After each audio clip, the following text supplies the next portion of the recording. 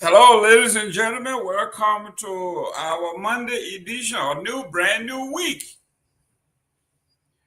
We are glad to be here. We want to say welcome to 107.9 Hot FM, 96.1 Truth FM. We want to say welcome to Care Radio. If you are listening by either one of these stations, we say welcome to a new week. Today is August the 25th. How was your Flag Day? Yesterday was Liberia's Flag Day. A historic day indeed. We have a great deal to be glad and celebratory about. We will look at our flag. How are you celebrating the Flag Day, or how did you celebrate the Flag Day? What does the flag indicate? What does it mean for you? Do you know the history of our Liberian flag? Who are those that worked on the flag? Should we give them credit for their work? Where do you stand? There are those who are advocating for the flag to be changed. Do you need a new flag? Why should the flag be changed?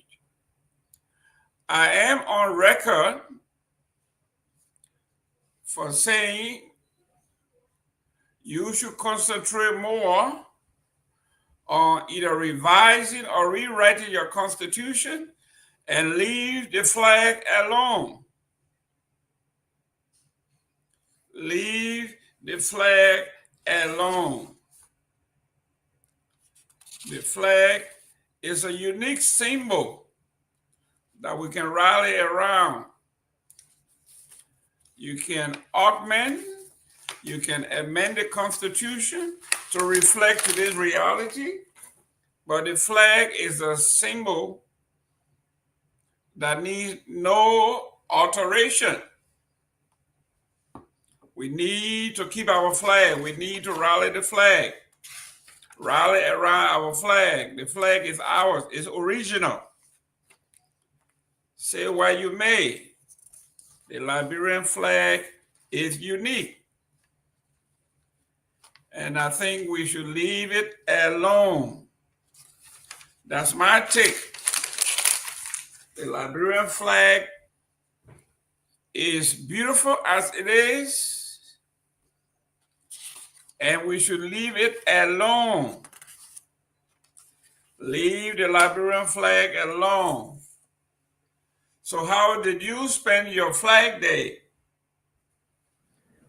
We were young folks in Liberia going to parade on Flag Day and giving an outright. That was the thing to do. Every child, after the Flag Day ceremony, folks are asking, did he or she miss the outright, which is the original salute? And everyone practices for weeks. Make sure you don't miss the outright. It was a thing of pride, even for your institution. Principals, deans, student council presidents, we all took pride in that parade. Nobody wanted to be known as the guy who missed the outright. And if you were in middle school or high school, and you were known to be the guy who gave the best outright, you can talk to as many girls as you wanted to. The ladies will salute you. They will praise you. You will be the most popular guy on campus. But if you did the opposite and you screwed up on the outright, it was embarrassing.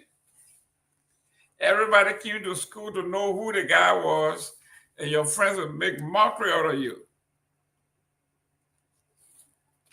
So that is the importance of our Flag Day during our time. So how important is the Flag Day now to you? Does it carry the same weight as it did during our time? One thing for sure, few months ago, I think this government passed a decree that there should be no more street parade. Students should not march in the streets anymore. I don't know what was the justification for that, but that's a bad policy to me. When we're talking about a sense of patriotism, our civic duty to impact the young folks, to rally around the flag and celebrate the flag. Flag Day Parade is a major part of that. So whatever government that comes to power and wants to curtail that, we have problem. Liberia's flag is unique. We love it, and we want to keep it, in my opinion. The Liberian flag. Let's look at the architect or architects of that flag. Are we using our Flag Day to educate and instill pride, civic pride in our students? Do the young folk know what the flag stands for? The colors of the flag, the seal, the star. How many stripes are there in the Liberian flag? And for young folks, do usually say it looks like the United States flag. Can you distinguish between the United States flag and that of the Liberian flag? How many stripes are there in the United States flag? And how many stripes are there in the Liberian flag? Who are those that design our flag? Were they men or women?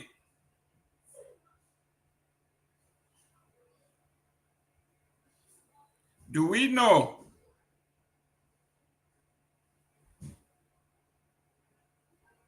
Are we teaching history? In our republic,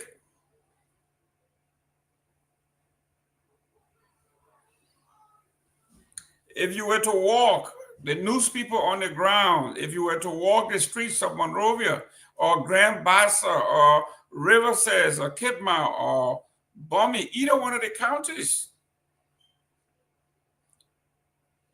can an elementary school, middle school, we call it junior high school, or high schooler tell you anything about the Liberian flag?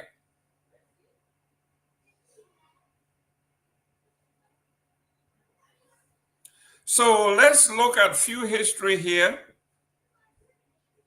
a history lesson.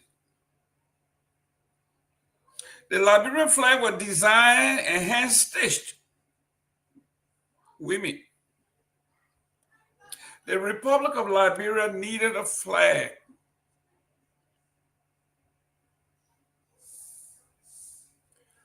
So they designated few well-learned, experienced seamstresses. Seamstress is a woman who sews. There were 7 of them, seamstresses.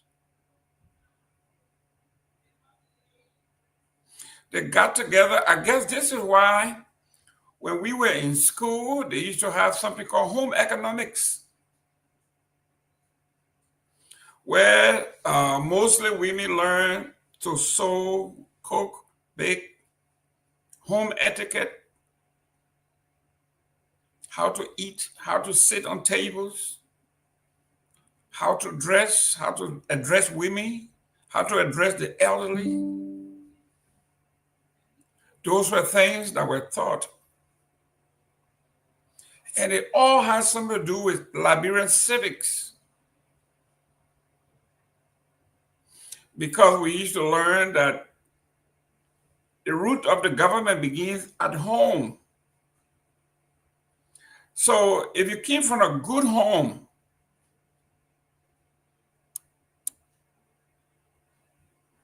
a good home is a home that teaches citizenship. If you go into the Sandy society, you go into the Poorer society, you go into the Masonic craft, you go to all the secret societies, it's all about citizenship.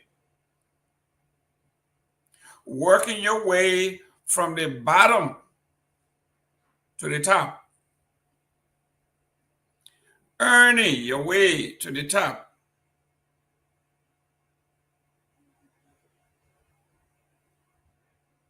Everything should be merit-based.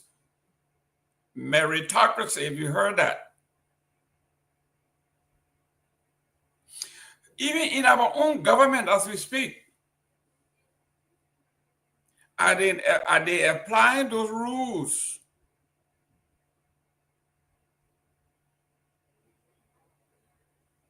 I spoke to a few folks, including the management of this establishment,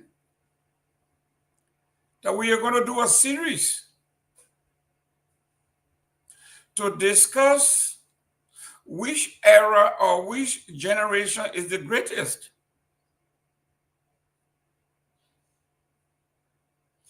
Usually we say we are better than the generation before us. You will hear people say, oh, the children these days, they're not as good as we were. The children these days, they this, did that. So which generation in Liberia's history is the greatest generation? It goes back to our civics.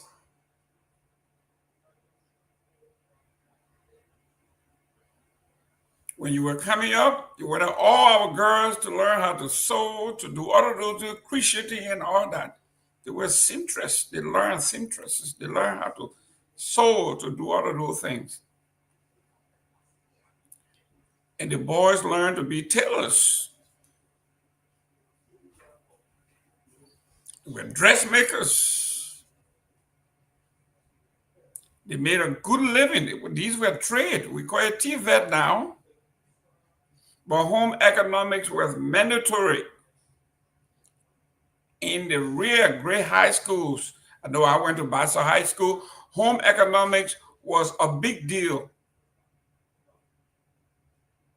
I guess if you went to Kepama High School, Sino High School, and the like, you will have the same institutional training. So yes, it was a big deal. But the Liberian flag was designed and hand-stitched by women. A committee of 7 women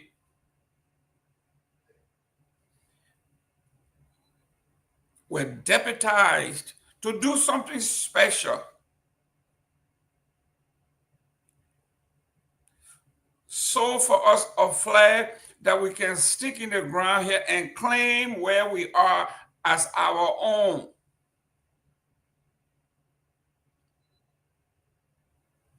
And the women got to work. You need to know these women. If these women didn't come together to do for us, give a bequeath unto us, what we know today as our Liberian flag, what would we have had what would our flag look like? And those 7 women are, I guess the captain of that team was Susanna Elizabeth Lewis, Lewis, from the very founding of the nation. Remember, this was done before the Republic. This committee was established and empowered to sew and present a flag that would be used when we get our independence. That was the instruction. Do something special so when we gain our independence, we can plant this flag and present it as our own. And they did this.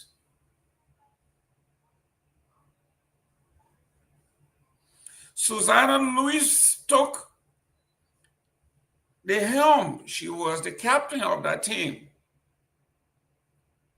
And on that team, we have Matilda Newport. I think you may have heard that name before. Newport Street Junior High School, Newport Street. Rachel Johnson, you heard there's a lot of Johnsons in Liberia. But yeah, Rachel Johnson. Mary Hunter. If you come from the Hunter family, you should be proud of yourself. J.B. Rushwan. That's a name that have basically disappeared from the lexicon of Liberian history. I don't know any family in Liberia whose name is spelled Russwrm.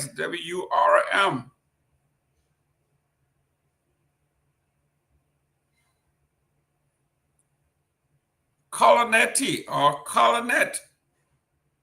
Tish Ellis. I know some Tiges.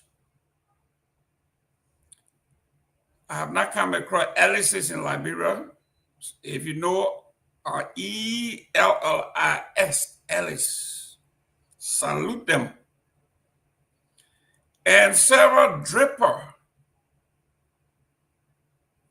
Not Sarah, because there's no H to it. It's Sarah, the American way, S-A-R-A. Sarah Dripper, D-R-A-P-E-R, Dripper. At least I know one Dripper. His name was Daniel Dripper. He was a newsman, a journalist. When I was running for president of the Liberian Community Association way back then, he covered that election. I don't think he came there because of me, but the election was historic in New Jersey. It was a guy by the name of Jerome Gayman versus a very popular celebrity by the name of Sekou Gomez. Sekou Gomez was a superstar, played for the Invincible 11, and he was a star goalkeeper for the Lone Star.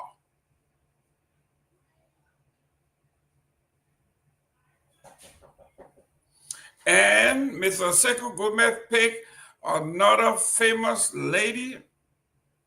She was married to one Francis Smith as his vice president. And I selected a young, up-and-coming, brilliant young woman by the name of Onika Mensko as my vice president. And that election was the biggest and hottest election in the history of EULA on the local level. After 7 months of campaigning, Jerome Gayman and Onika Mensko defeated the great Sekou Gomez. So I am quite familiar with the name Dripper. Daniel Dripper lived in Providence, Rhode Island, and came down to New Jersey to cover the election. He was running a paper called the Pepper Bird.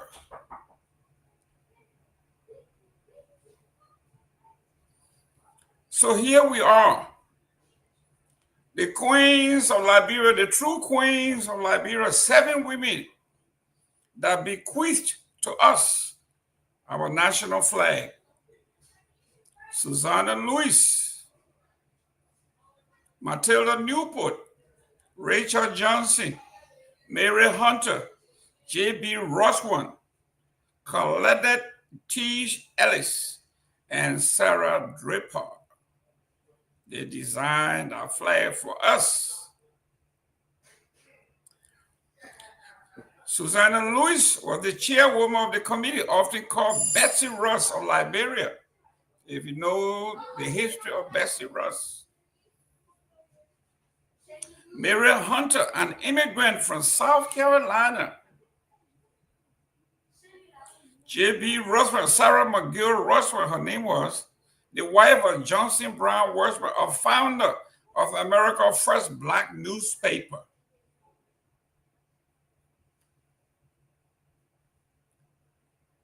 Mrs. T. Ellis, the sister of Hillary T., who authored the Declaration of Independence. I'm going to send you the invoice, guys. This is History 101. This is Political Science. This is Civic. Sarah Draper, the widow from Philadelphia, who was the first woman with a recorded land title in the Republic of Liberia. Did you know that? The Drapers, Sarah Draper in particular, the first woman with a recorded land title in the Republic of Liberia. The 11 red and white stripes represent the 11 men who signed the Liberian Declaration of Independence. The single white star in the blue field symbolizes Liberia's status as the first independent republic in Africa.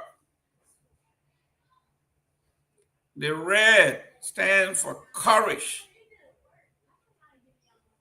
The white stands for purity, and the blue for the continent of Africa. Ladies and gentlemen, your flag. I present to you your flag, the Liberian flag, our flag. Don't touch the flag. We can augment, we can add onto our seal to be inclusive.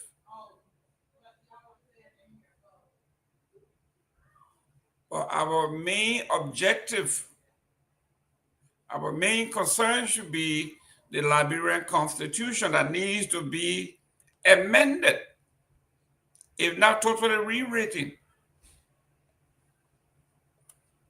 to address some of the modern day realities of Liberian society. If you are young, if you are new, if you are not privy to the education system that came before you, I am giving you a gist of what we have to go through in the Republic of Liberia to obtain a high school diploma. Every subject area, not only that you have to learn these things, but they insisted that you have a mastery. You have to master. That means you have to know your stuff. Let me welcome Victor Nagbe. Welcome to the show. Yeah, What's up, Jerry? It's good to be here with you, and Myean, happy flight to you guys. Mr. Gayman, you saw the headline I sent you? No, I'm gonna look at it. Okay, okay. I'm So doing tonight seems to be very, very interesting. I will send you the full story. We okay. have an audio in our possession where the chief of operation at the Liberia Drug Enforcement Agency audio was leaked, instructing a junior LDA officer to release his daughter on grounds she was arrested with some narcotics and other substances from the Liberia Drugs Enforcement Agency duty at the FDA area. So we'll bring you more detail on it. So I'll send you the full story so you can read through it. But that's the headline I just sent you. So you can also share with Mr. Nagbe because we have a lot of audios for this. We've been posting it on our page, and then Okay. people been reacting to it. So we are getting information from a reliable source around the president that the president immediate will take an effect either tonight or tomorrow morning with this news we are reporting about.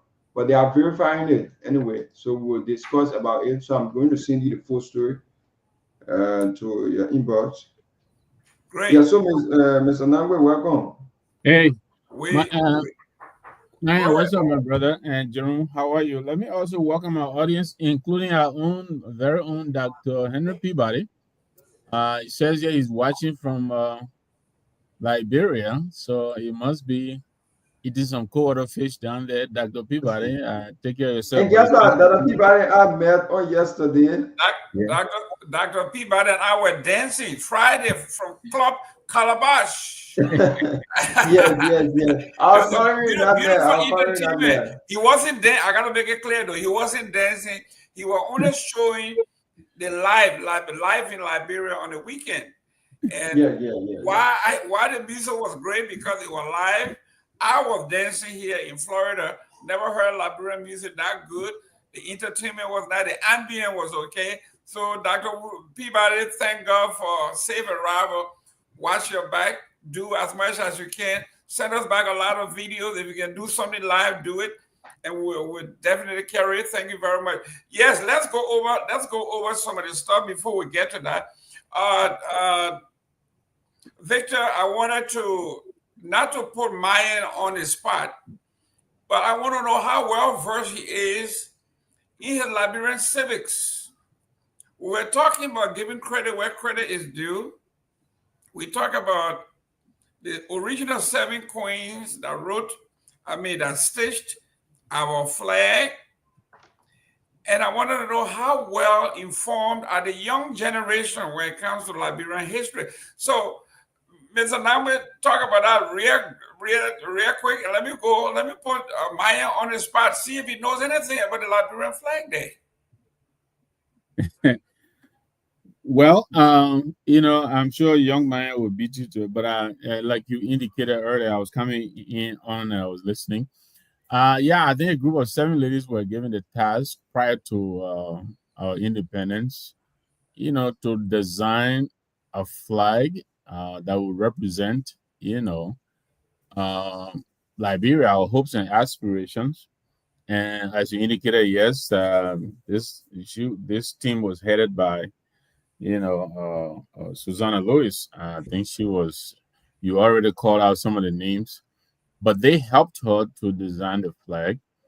And I agree with those who think that who are indicating that the flag is outdated. At the time, it may have sufficed, but now it is quite clear that the flag, as it is, doesn't represent all of us who are all Liberians, and so it needs to be redesigned to reflect the plurality of all of us Liberians. I think, for instance, the seal of Liberia, that too has needs some work to be done to it. The seal is declaring that the love of liberty brought us here, where I was already here before the American colonization society came to Liberia in 1822. My great grandparents were already there, so nobody brought me there. If anybody brought me there, my parents may have brought me there from the Sudanic kingdom or, the Malian kingdom to come down. I haven't quite, well traced my genealogy, but, so the seal is also, there are a lot of our symbols that need to be updated.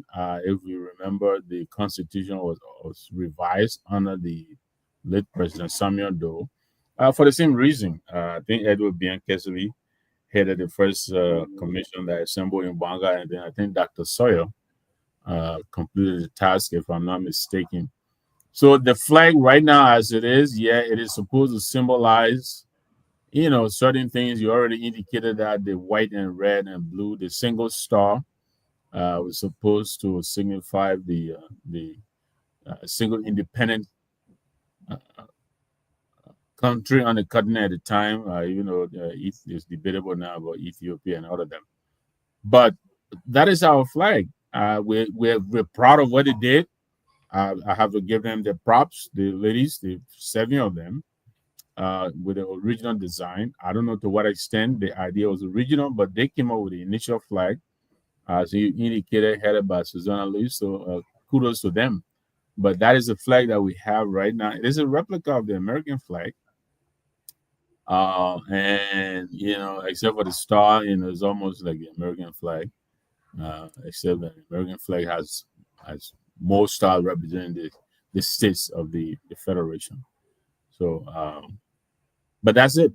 I think Myean might want to add something. Myean, Yes. have you received your diploma yet? Not yet. We still awaiting Good. I thank God they didn't give you, because now we're going to send you to school and give you this history test that you have to pass before you get your. That's part of the YA. Tell us, Myean, what you know about Liberian Flag Day. Okay, so Mr. Gayman, I'd just like to feel light on what Mr. Nagbe just said. So basically, we have studied history, most especially about country flag, because in the year 1847, on August 24th, after Liberia gained her independence shortly, on July 26, 1847, a committee was set up, which was headed. It was set up by 7 women, which were headed by Mrs. Luciana Louis, and then she set up that committee. She was the head for that entire committee to be able to sign and to prepare this flag. So in that process, she was responsible for the entire process. And then the flag, we have 3 colors: red, white, and blue. So basically, people will say the stars that are within the flag, it represents the 7 signature that was signed for that flag. And then many Liberians don't know how that flag, how they sound that flag, and that's why we are going to discuss on tonight. And also we look at the blue. People would say the blue carton because it represents the African continent, because Liberia was the first African country, the African Republic, independent African Republic, to gain her independence in that year.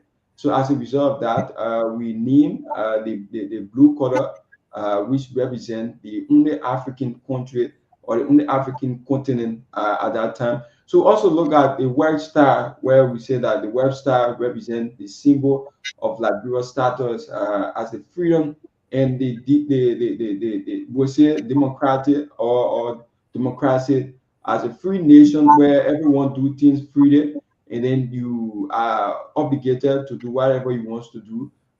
You go. That's why we have a kind of election in our country where you elect who you want, and it's not like other country where you have to see people come and choose all your president or this that. That's why the white star represent within our country. So basically, I'd just like to conclude. Liberia is just our country, one of the oldest country within Africa. So we have a lot of history.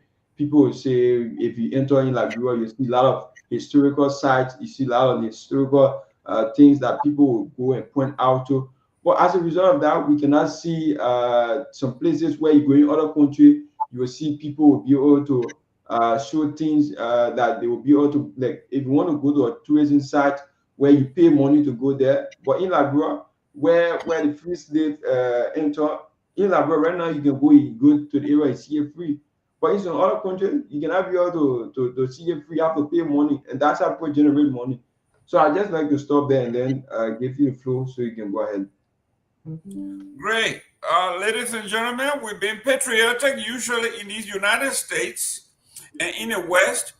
If the holiday falls on the weekend, it has to be celebrated the following day.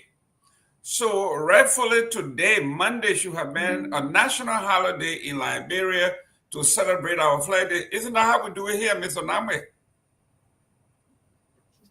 I'm not sure we do that where we move the holiday. We do that? Yeah, if July 26th fall on a Saturday or Sunday, it will be celebrated that Monday. School will be closed. That's how they do it here. Yeah, 4th of July, you mean? July 4th. July 4th. Okay. If July 4th falls on a Saturday or Sunday, the following Monday would be the official observance, and schools would be closed and everything. Just like Labor Day here, the American folks, they respect and honor labor. So the first Monday of September every year is set aside to celebrate Labor Day. So this is how they put premium on these holidays, because these holidays established in the West, America especially, they are intentionally established to do something, to accomplish something. We honor labor. In Liberia, everybody wants to wear suit and tie and sit in an office. A man with a degree in engineering, he wearing a suit and a tie, he is not in the field, he sits in an office. That is not how the Americans and the Western folks do it. You know it. When you are traveling in Philadelphia, Pennsylvania, New Jersey, you will see these guys with the high hats, the t-shirt, their jeans pants. They are in the field. Some of these guys got PhD in engineering, civil engineering. They are building bridges and tunnels and everything else. They're where they belong.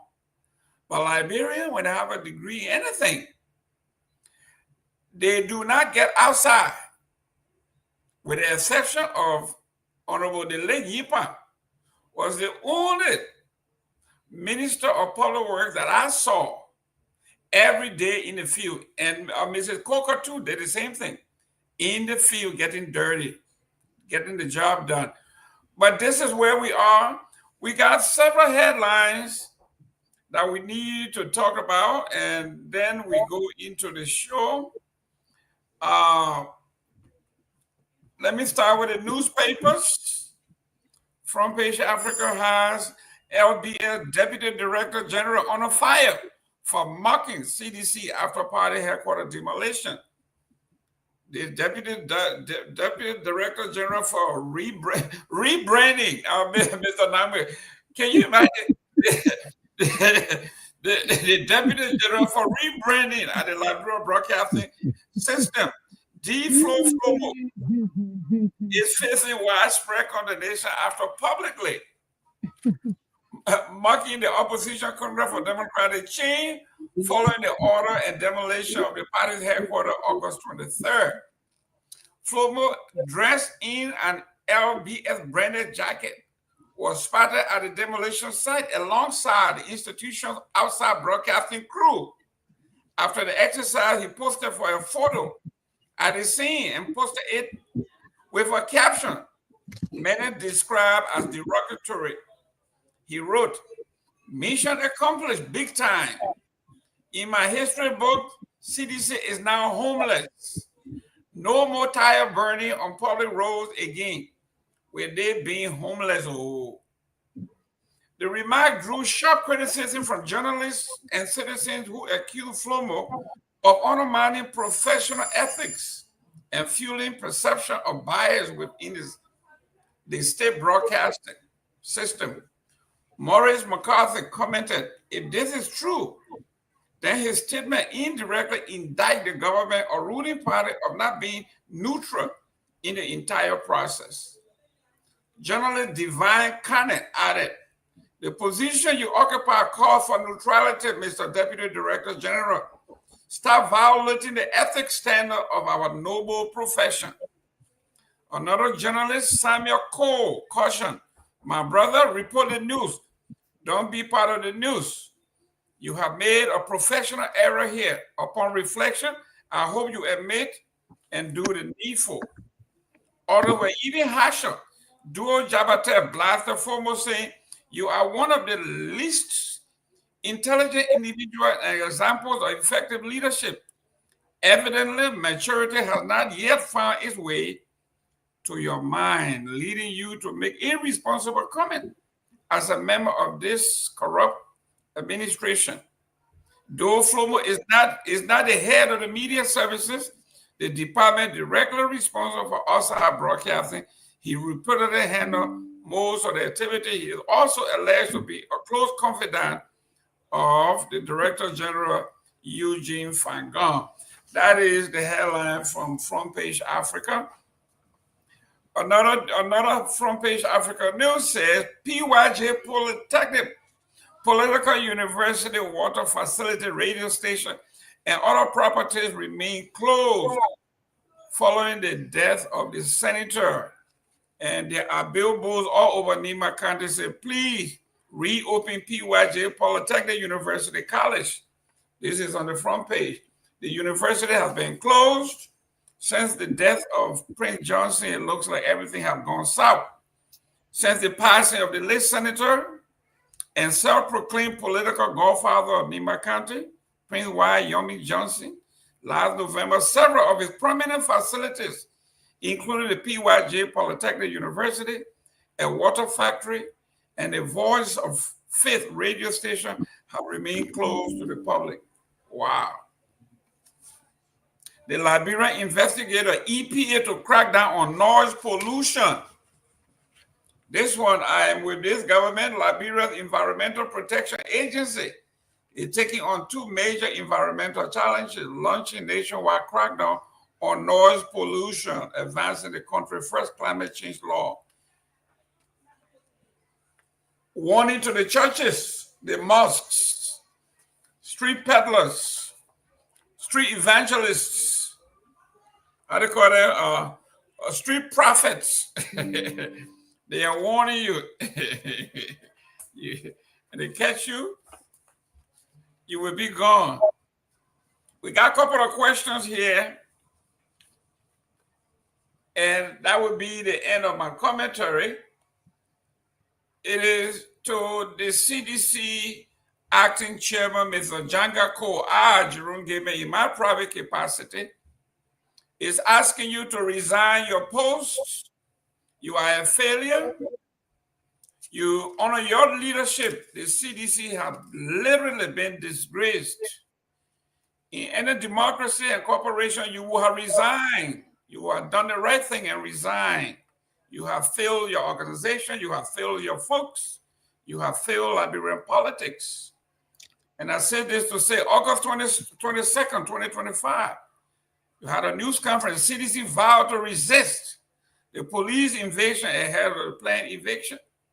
The opposition Congress for Democratic Change, CDC, said it will not be intimidated by what it described as government-backed harassment, following an announcement by the Liberian National Police that it will assist the 6th Judicial Court in enforcing the eviction order of the party headquarters on Saturday. So this is what Janko Cole said. They were going to resist by all means for the police not to do this. But here we are. The DG lashes out on media over coverage. State broadcaster deputy tell government to CDC eviction. The Liberian investigator with their homepage, they had a great topic. Said the analysis, law is the law versus political mischief. CDC evicted from historic headquarters, seeing more like using politics to seek revenge. And then from our newsroom in Monrovia, these are the topics. LDA Chief of Operation caught in leaked audio allegedly ordering release of his daughter, a drug suspect.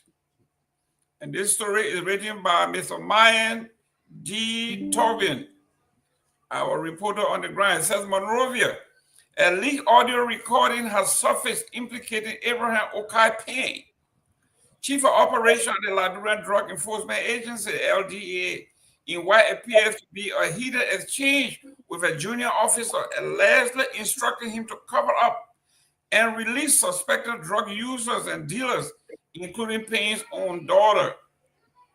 In the recording obtained by this newspaper in our newsroom, and the closing argument, Payne can be heard angrily demanding the release of his suspect, including his daughter, warning the officer that his jaw could be on the line if he failed to comply, telling the gentleman to stop what he's doing or his jaw would be on the line, threatening his subordinate of losing his job if he continued to approach and do what he wants to do. I don't care whether my daughter was arrested in the ghetto. Release her now or you will lose your job, Payne allegedly threatened in the leaked tape.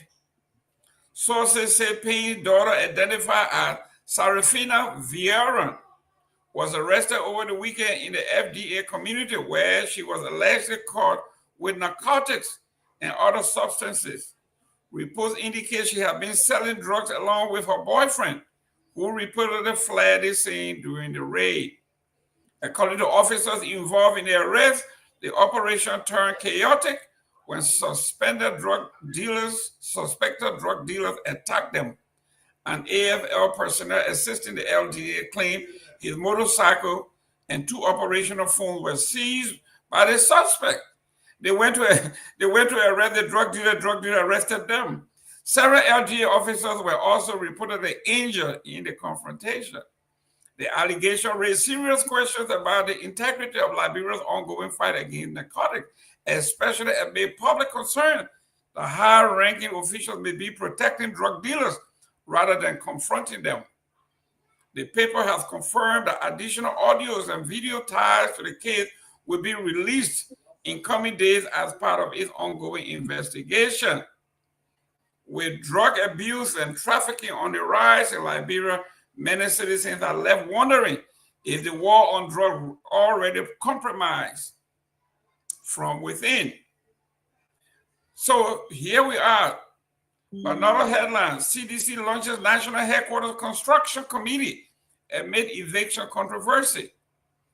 Monrovia, Liberia, amid the fallout from the recent demolition of its headquarters, the Congress for Democratic Change, CDC, has announced the formation of a National Headquarters Construction Committee.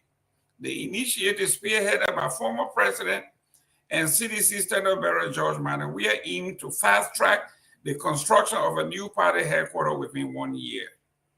The announcement was made through a press release issued by the Office of the Standard Bearer, detailing the names of the 23 committee members tasked with overseeing the project. The committee will be chaired by former Speaker Councilor J. Fonati Kofa, with Senator Nathaniel F. McGill serving as co-chair and Honorable Len Eugene Nagbe appointed General Coordinator.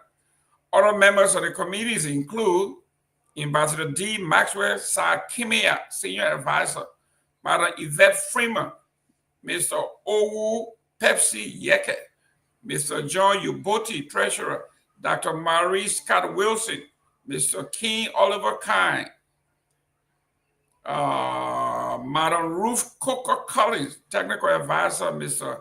Yaya T. Sharif, and Famata Wisa, Secretary. Other members include Emmanuel T. Swain, Councilor Garrison Yelu, Yuru Sano, Mr. Roosevelt Johnson, Mr. Michael Andrew Massaquoi, Maria Maka Gay, Youth League Representative Sierra Musu Asoji, Women's League Representative Isaac Doe, Samuel A. Wulu, Mane George, Arimeti Tutman, and Abraham Aski.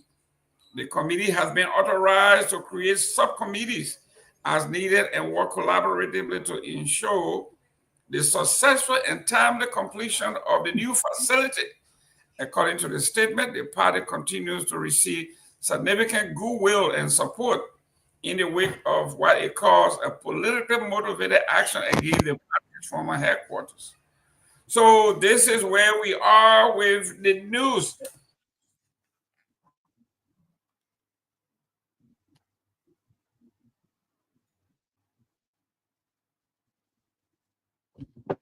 You're muted, Jerome. Mr. Masari, welcome. Hey, how are you, Mr. Gayman? Uncle Victor, Myean, how are you? It's good being back on the radio after a very long weekend. Very long weekend.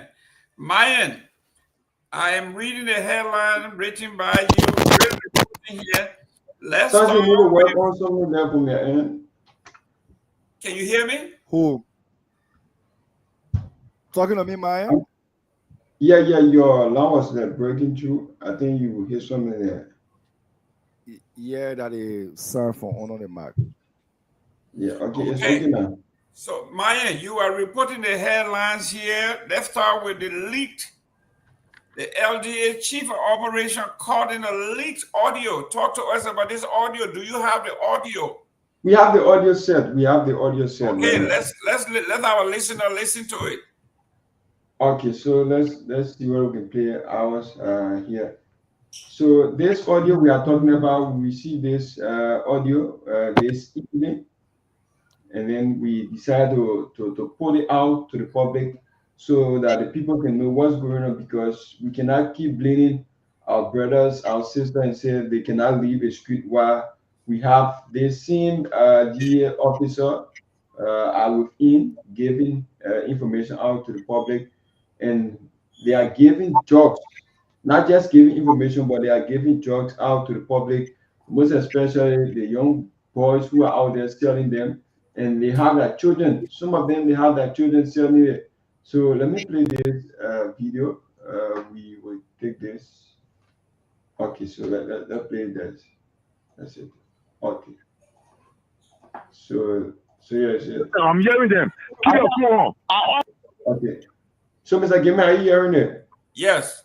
Okay, let's go. Take your phone to her. Me answer on the phone. Take your phone to her right now. All right, let me go to the office. I'll call you right back. Do not cut that phone off. Go there now. I live in Jason. I'm going there, Chief. No, you're not Jason. I'm hearing them. Keep your phone on. I'm on my way going there. Go in there and leave the phone on. If you're text message, oh, you're not wearing a uniform. Did your Kamara call you? I'm calling. Then you beat my daughter? No, she never be on. Yeah, don't pull that again or touch you when the time is in. Papa won't talk to you. Hello, Daddy. Savia, they beat on you over there? Yeah? They beat on you? Yeah, they beat me with ratting. They still beating you with ratting? They've been beating me, ma. They beat me with ratting. When they beat you? I won't be you. I want one, not too long. I can't enter in, Chief. How you addressing me just now?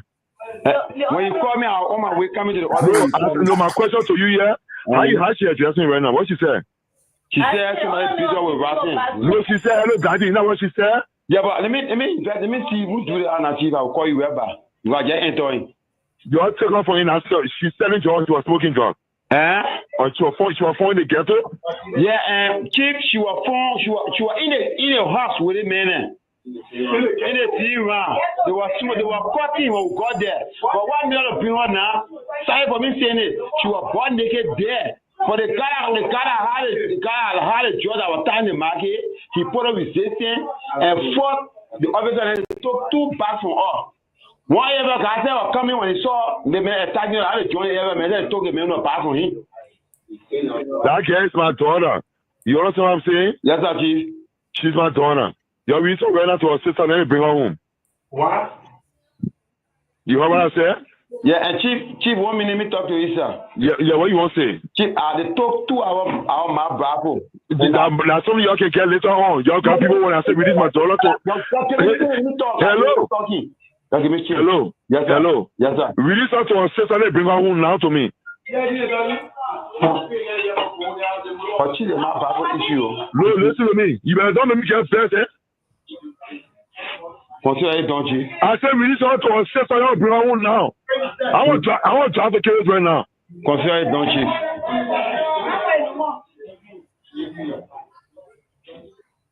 The man who you arrested with the charge, hold him. I said release my daughter now. Chief, the man escape. No, you know what I mean? No. So you cannot release my daughter? What you saying? But Chief, somebody can guarantee her. People here, let me do my own piece of job to guarantee her, Chief. Oh, you talk? I mean, you talking on the phone. I should give you my wait. I come to the case wait for me. Wait. You understand what happened? I say, hey. I'm driving the case right now. I don't want to fucking see you. I don't want to fucking see you that day, but when I get there. I don't want to fucking see you in day, but when I get there right now. And all of you, then you tell me I'm doing my job. And can you tell me to do your job? No, you talk to me on the phone? The people here guarantee her. That will do a guarantee. No, can just you telling me I should give you a chance to do your job? I mean, you spoke to on the phone right now? I said the people can guarantee her. The people already here. So that will do it. Okay, let me say something so you can understand. Yes, sir.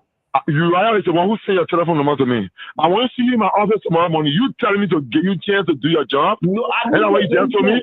You might ask Marshall people what happened. Are you ordering me to give you a chance to do your job? Chief, I said the people already here to get from the here. I think your daughter, your. I said, but they're all my children. I'm telling you, they telling me, say, give me a chance to do my job. No. Right? I'm driving a Kehleboe. I'm driving, no. I'm driving a Kehleboe. Now you are talking to the people outside there, give me a chance. Not you. I think you're in the north. Other people talking to the. So Mr. Gayman, that video that we played just now is the officer, he's the chief for operation. So we have the daughter when she was arrested. Also, we have the video here. So I think we can also play that so I can play also. Yes. Okay, so let me play this for our viewers and our listeners also. What's your name? Yeah. Sarafina who? Stand straight.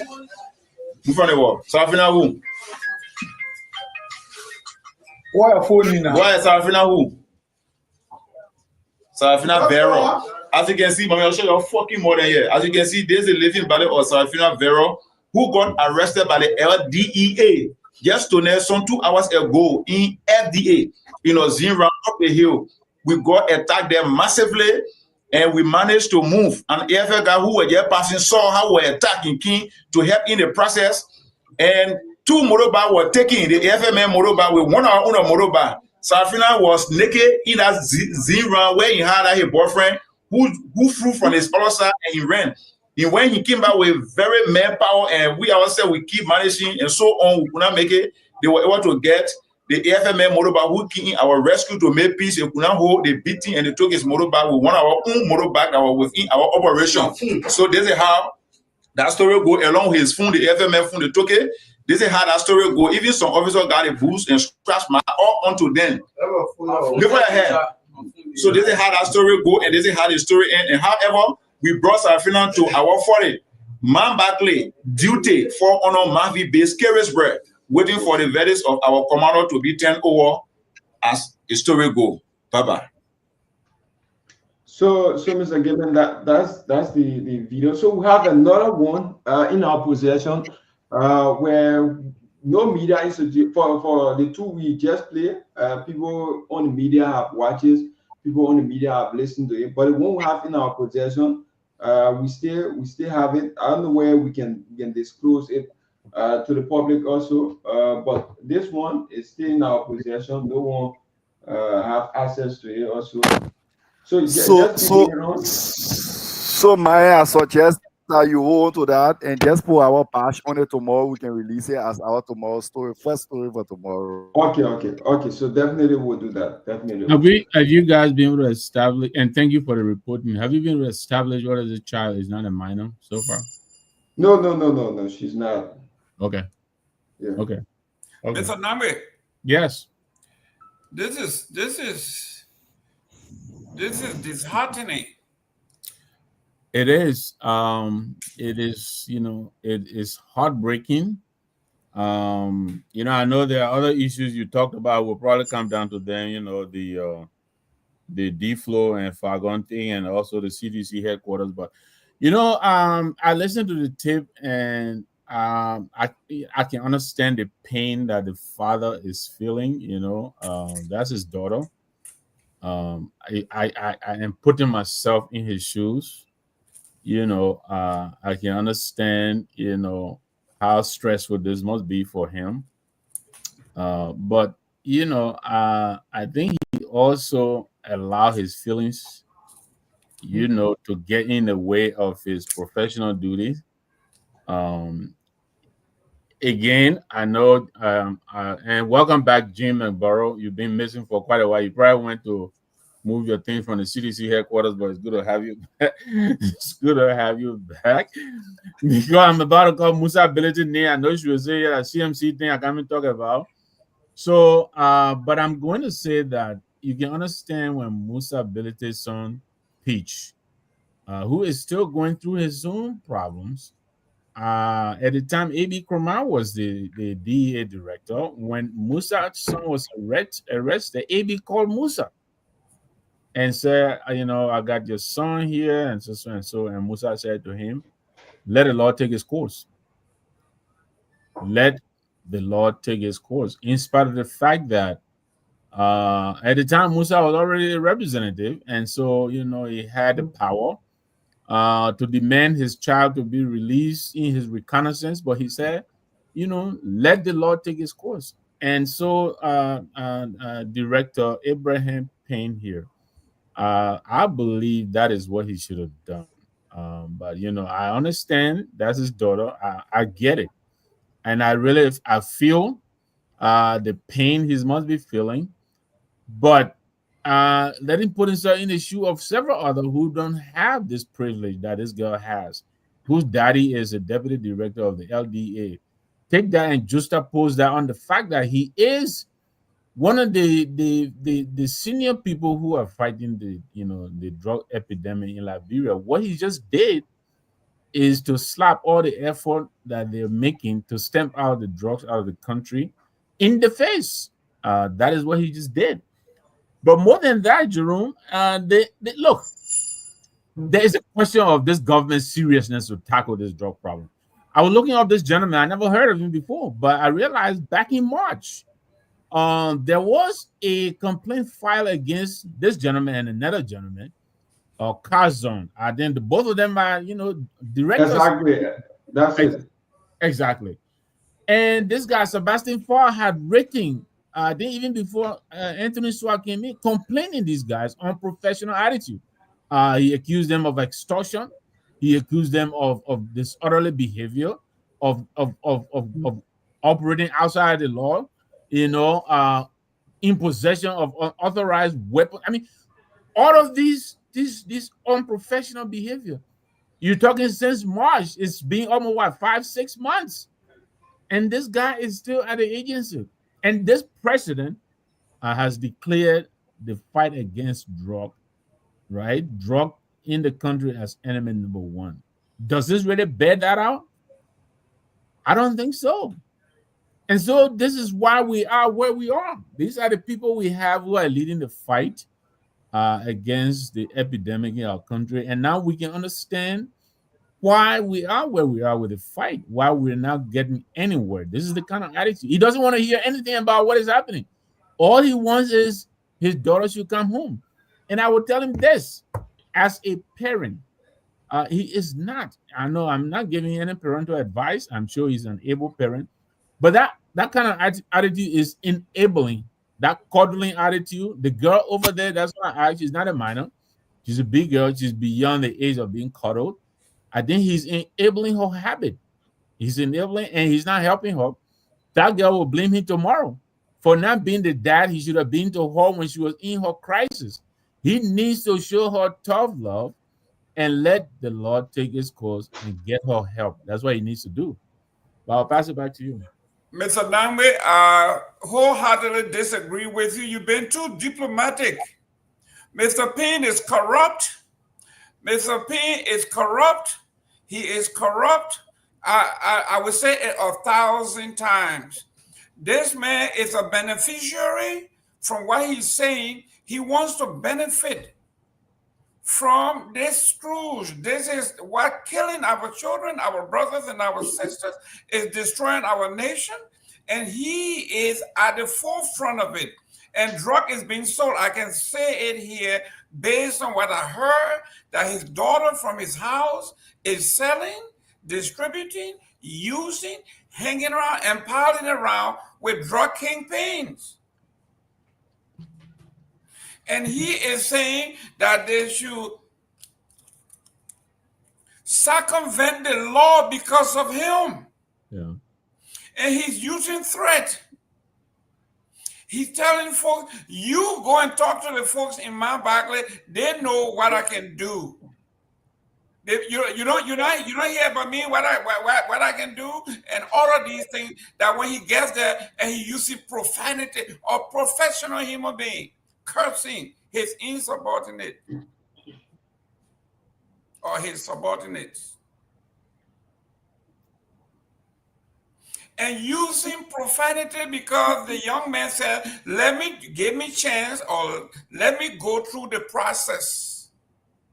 The basic process. Let me release her. People are here to sign her out, to either bail her out. The folks are here already. Let me just do the paperwork. The least we can do is go through the process. Let me document that she was here. He doesn't want her to be documented. He doesn't want her to be photographed or fingerprinted or whatever process because she's a pain. Because she is his daughter. That is corruption to the T. There's no other way you can say. And thank you to Variety News. I saw this stamp. Whoever did that job did an excellent job. I'm the one, Mr. Gayman. Great. Myean, thank you very much for doing Good job, Myean. Good job there, buddy. Good job. Yeah, so if you finish, I mean, just add up to, yes. Hey, go ahead. Mr. Payne, wherever you are, I am telling you, I do not speak for this agency, for this organization, for this entity. I am speaking as a father. I am speaking as a patriot in Liberia. I am speaking as a citizen. We just got through talking about civics. We just talked about citizenship. Mr. Payne, you are not a citizen of Liberia. You are an individual that lives in the Republic of Liberia, but you are not a good citizen. A good citizen would be someone who would say, this is unbecoming of my children, of my child. I am sorry, she needs help. After the process, let's take her to a rehab or take her to the hospital or take her to counseling, but not to say, leave her alone. Don't you know she's my daughter? We go back deep. For those of us that have been around for a while, we have heard this before when someone tells, do you know who I am? They're trying to tell you that they are elitists and you are beneath them, even though you are clothed with the law as a law enforcement officer. Your boss is telling you, do you know who I am? And if your name is Seleke, what was the name of the LDA young man that was talking? Do you by any chance know his name, Myean? Do you by any chance know the name of the guy that they were talking about? His name is in the story. His name is in the story. Just look at the story. I've seen it. And I'm going to, the gentleman's name. Abraham Okai. Okay. No, Abraham is the commander. Yeah, he's the one who was instructing one of the junior officers. Yeah, I want the name of the junior officer. I'm not seeing the name here. No, the junior officer name is not in the story because we took the name of. Okay, well, whatever it is, Mr. Payne is telling you, do you know who I am? That is my daughter, he says. So, Mr. Gayman, go ahead, man. Go ahead. Yeah, based on the audio that we leaked, because we got this information sooner today, and I did a full story on it, and then sent it where we did the first publication on Variety, and then we did on closing argument also. So basically, this fellow, when I did the publication, I started to get more audio about him. When he mentioned about telling the fellow that you can ask the other people about me, the guy who indicted to also, I received the audio when he ordered about arrest about someone, and then the guy refused the same thing, and the guy who he sacked, the guy is now working in the LDA again. He even threatened the guy live. So when I published this, I started to get more audio about him, even some LDA officers, even some government officials who left government that we started to get some of their voices, instructing people to release drug dealers. And right now we are doing some investigation on it. It's just like the reason why I did not put my name on that story, because I received a call from the Ministry of Justice telling me that I should not put my name on it, because it's like a threat against my life. Because if I put my name on it, they might likely come against after me. Rather, they might likely come after me to do something. So I have to remove my name from there, because if I don't do it at my age, I might be haunted by some of them. So this seem fair, and I have a lot of them videos, a lot of them audio coming in my inbox, and I'm doing investigation on it. And this lady that was arrested, they were three. If you remember, we talked about it around the Ralphie Highway area. The information I'm gathering is that a senior LDA officer in this lady, they are in. Oh, we lost Myean. I look at the LDA Uncle Myean. The LDA want to make sure. He talks too much, eh? He talks too much. Especially knowing the place he's from. Oh, Myean Most especially, let me make this clear. Most especially, the place I live is one of the hardest kids of drug dealers. And most of the drug dealers, most of them listen to this show. So each time when I'm going home, some of them will escort me home, and then I'll be like telling them, you guys need to give the dealers, you guys need to give the people who can transport the drugs to them. But it's very, very hard for them to disclose the people who can bring in the drugs. So at times it's very, very difficult for you to get the people who bring in the drugs. So like I was saying, the lady who was caught around the Ralphie Highway with a huge quantity of drugs, with a huge amount, the report that we are gathering is that this LDA officer who gave the info to the other officers for them to arrest the lady, he and this lady, they are on a client ship. Each time the lady brings goods in, she don't sell. She just bring the goods in and then give it to the children, give it to the dealers for them to go and sell it for her, and then bring the money. That's how she usually do it. So when the lady brought the goods in, according to sources, when the lady brought the goods in, she told the fellow that this goods that I brought in is not enough, because you know the situation that people going on now. We cannot bring enough goods in country, because if we bring enough goods, they might likely arrest her or on the road. So this time I'll bring less goods and then get the money quick and then send for another goods. So when the lady told him, he did not believe her. So he told her, if you don't want to pay me, then you might do something else. So he and the lady were on back and forth. So the money that they discussed on, the lady could not give him the money. So as a result of that, he was were able to go and plan the other fellow so that they can be able to come and arrest her. That's how that whole stuff went on.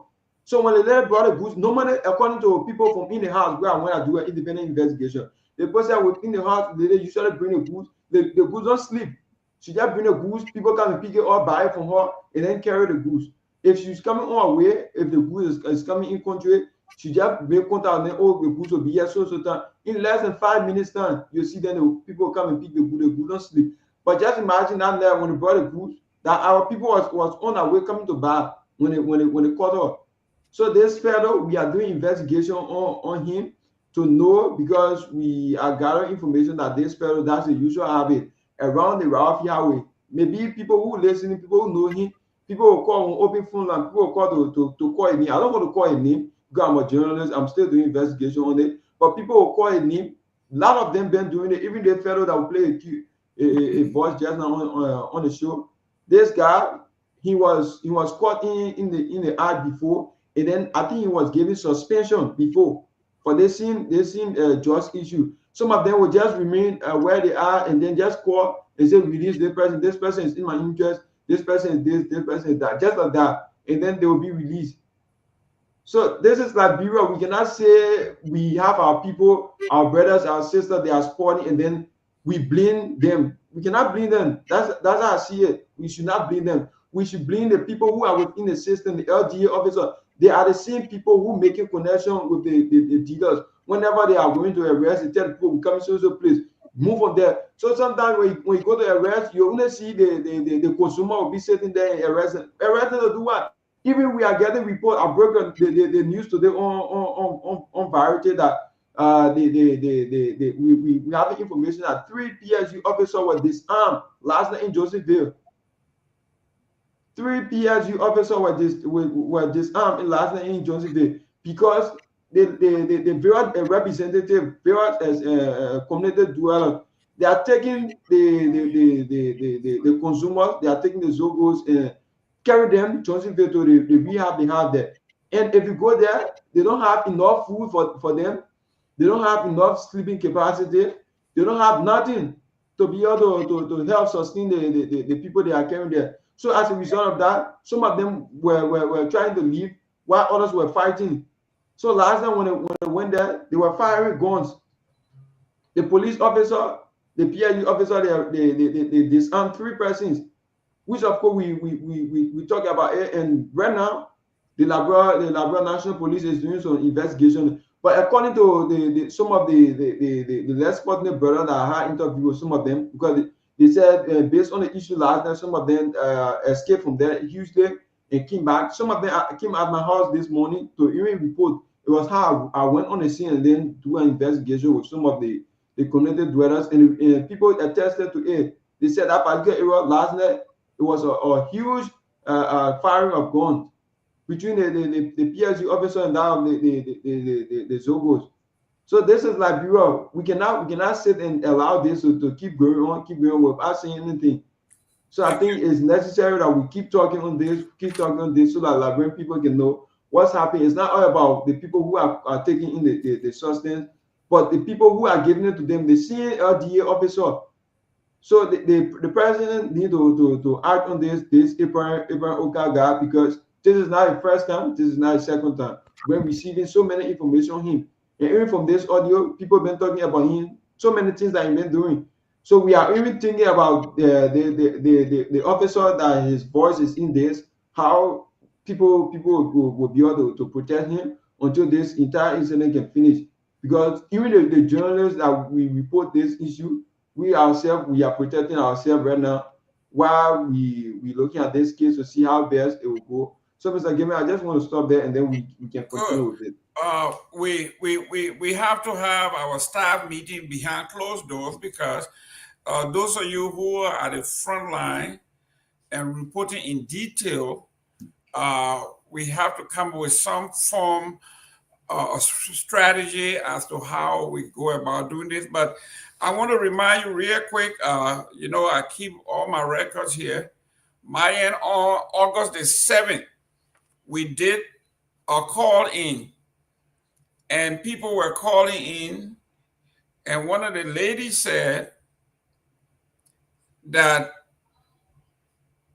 several of the drug dealers, the DEA officers were talking to each other, said, don't arrest this one, this is my client.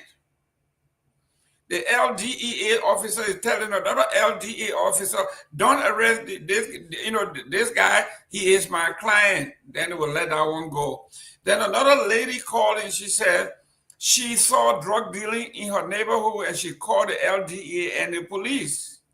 She said to her utmost surprise, her phone rang the next day in the night, and there was a drug dealer on the line saying, the police said, you the one called to tell that I'm a drug dealer? So the police told me that you are the one calling and reported me as a drug dealer. So she said she got so scared, she don't call the police anymore, because the police is in cahoots with these guys Can you imagine the police gave not only told on her, but gave her number to the drug dealer to call her? But Jerome, you remember, I think 2 or 3 weeks ago, the sitting deputy director, right? He is on tape. He is saying that you will find people in the executive, you will find people in the judiciary, you will find people in the legislature. All of these people got their hands in the drug business. The sitting director, he said it. He's on tape. I hope he's still alive. I hope he's still. Well, you know, Myean will help me, and to gain some protection because Myean knows that. But this is, and now this guy, Abraham, obviously this guy, this is not his first time doing this. I mean, but he said it. He said, don't you know, the people don't tell you about me, eh? Yeah, I'm coming over there, But not only that, in the recording, you hear the officer saying that last time they were overpowered. Yeah. Except for the help from the AFL officer, these operators would have overrun them. No, but they took the AFL's phone and bike. Exactly. So, all this thing about underfunding. So, Mr. Kenya, what you funny? You're laughing. For the guy that said, when let me tell you, in this country, the easiest way to shut down institutions is to defund it, to underfund it. The LDA is underfunded. I think the government is telling us they don't care about the LDA. They need to shut it down. That's correct. In the Republican Parliament, they say starve the beast. Exactly. Starve the beast. Once you don't feed that beast, we say here that these people are underfunded, and some of these people are volunteers. They're not even employed. Mr. Masare, yes, according to the report, the drug dealer went and got reinforcement and came and arrested the LDA. The police took the bike and 2 cell phones. No, but on a serious note, this just issue is a very serious situation in this country.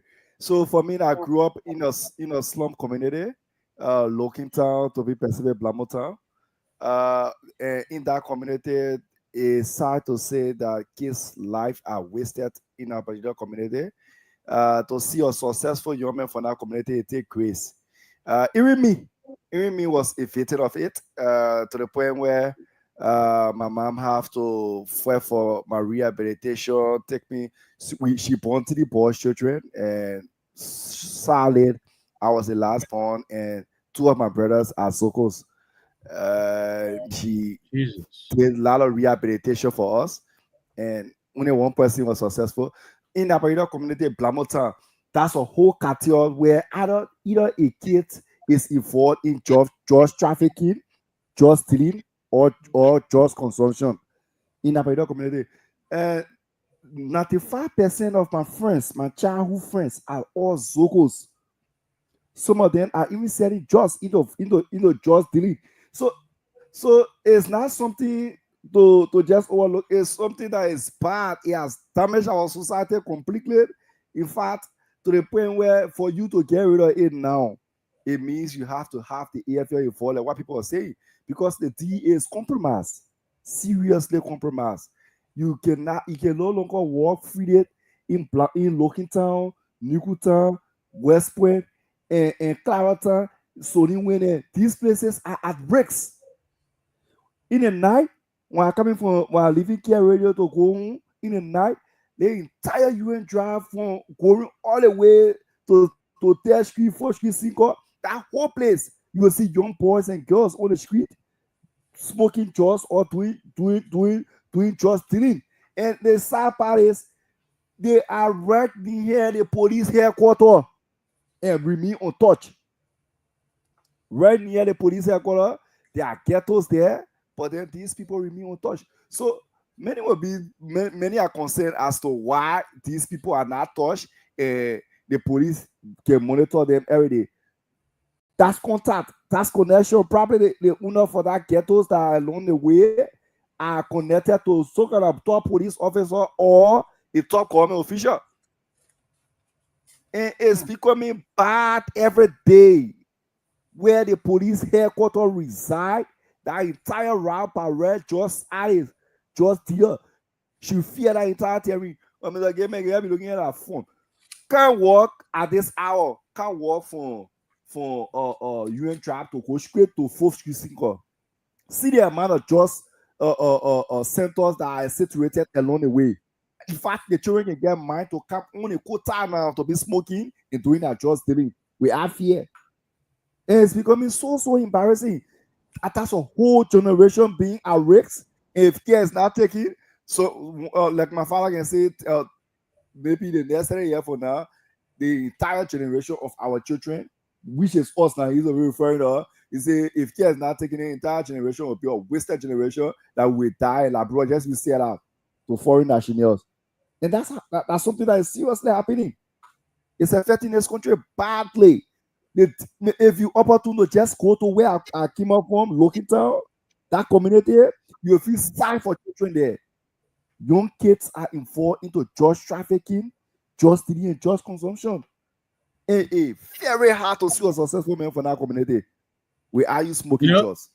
First of all, something, my condolences to you and the family, and also, I'm sorry about your situation, but at the points you're making, I know Lokintown. I live Lokintown, that area of upper school, going to where that lady used to have the church. Or there's something I forgot the name, but that area has been a virtual no-go area for police for a long time. It's very congested. There's a lot of people who live in a small little place. I know the area you talked about. I lived there when I was going to Reverend J. Aqua and eventually to Boatswain. So I know the area you're talking about. There's always something going on there. During my day with the video clubs, as much as they try to outlaw them, so there is always something going on in that area. And unfortunately, right now, it is the drugs, but the drugs have been there for a very long time. And look, our government used to really, really see this thing for the seriousness that it is. I think right now what is being done is a drop in the bucket. And I really, I know I hear Tomalin and others always say, this person is watching, this person is watching. I hope the responsible authorities are watching. And they're seeing your reportings, you're doing them a great favor. You're bringing the raw, reporting information from the street, something they may not be, able to get. And they need to really, really take this thing seriously. If they don't, the future for Liberia, it looks very bleak. A very good number of our young people right now are succumbing to this drug epidemic, and it is very concerning. I don't know why it has not claimed the attention of the president, because these officials we are talking about, they're all appointed, and so it's within the purview of this president.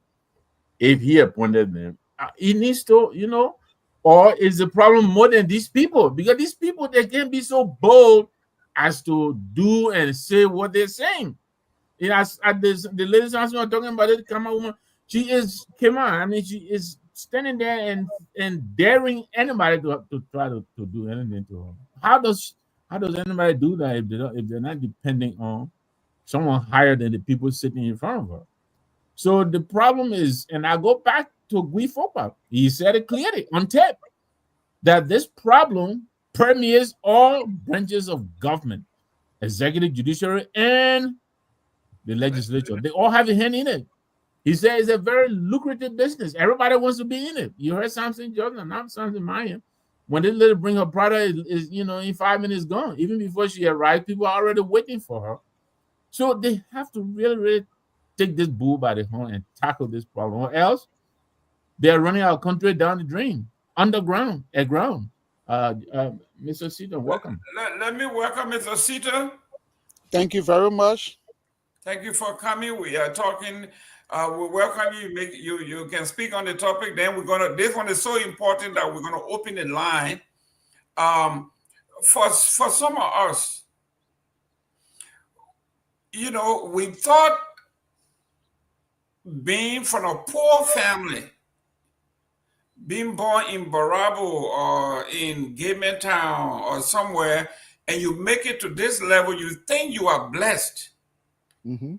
We look at ourselves as success stories. Until today, I'm listening to Samson's story, and I'm feeling privileged. When we say he was saved by the grace of God, that's Samson. He just told his life story. What this young man just said, out of 3 children, the parent has a 33% success rate. They lost 66% of their children to this. I don't even know whether it's pandemic or epidemic. But if we're going to localize it, Liberia will say, okay, it's epidemic. It's maybe for us, because we don't want to put the blame on anybody else. But Mr. Sita, if this young man's story, this young man that is in our employ, if his story doesn't touch you, Mr. President Joseph Boakai, then I don't know what else will. Let me turn it over to you. Thank you very much. And it is good that the young man is on to share his story. But this story is not only unique to him. There are countless number of young people in Liberia that have the same experiences that he had. Obviously, our political leaders, our government is letting these people down. The drug epidemic in the country is a serious matter, and they're supposed to claim the attention of the national government. I don't know. I've said this before. I don't know whether they have a plan on how to address the situation, because if this drug epidemic is not put under control, we will not have a Liberia in the future. We will not. It is sad, it is disheartening, and it is just plain evil for people to be in government, those who have the power, the authority to do something about this situation. And instead of them doing something, they are peddling. They are the perpetrators. How can you be so evil to your own people? Because of what? Money? But here's the thing. You can get all of the riches on the face of this planet. When you died, somebody who does not know how you accumulated, whether it was a good wealth or ill-gotten wealth, is going to take over that money and use it as they please. But you are dead and gone. And so it is sad. It is sad that we continue to discuss this situation, and yet instead, we have not heard anything from the government. We have not heard anything from the Ministry of Health. We have not heard anything from the Ministry of Youth and Sports. And we have not even heard anything from the president himself. Just imagine, he declared war on drug, he went and took a drug test. Is that what is going to solve the drug problem? To take a drug test? You got all the porous borders. You have people in your security apparatus, according to what Fadiga indicated the last time he was on the show. You got people in your security apparatus. You got people in high places. You got legislators who are what? Perpetrating this whole scheme of drug coming into the country, and yet instead nothing is being done. Nobody is being held accountable. Our children are being killed because of this drug epidemic. It is sad, and it is sad, and it is just wrong. Good. Myean, let's open the line briefly and see, and let's hear from folks what they are thinking, what's happening in their neighborhood. It is,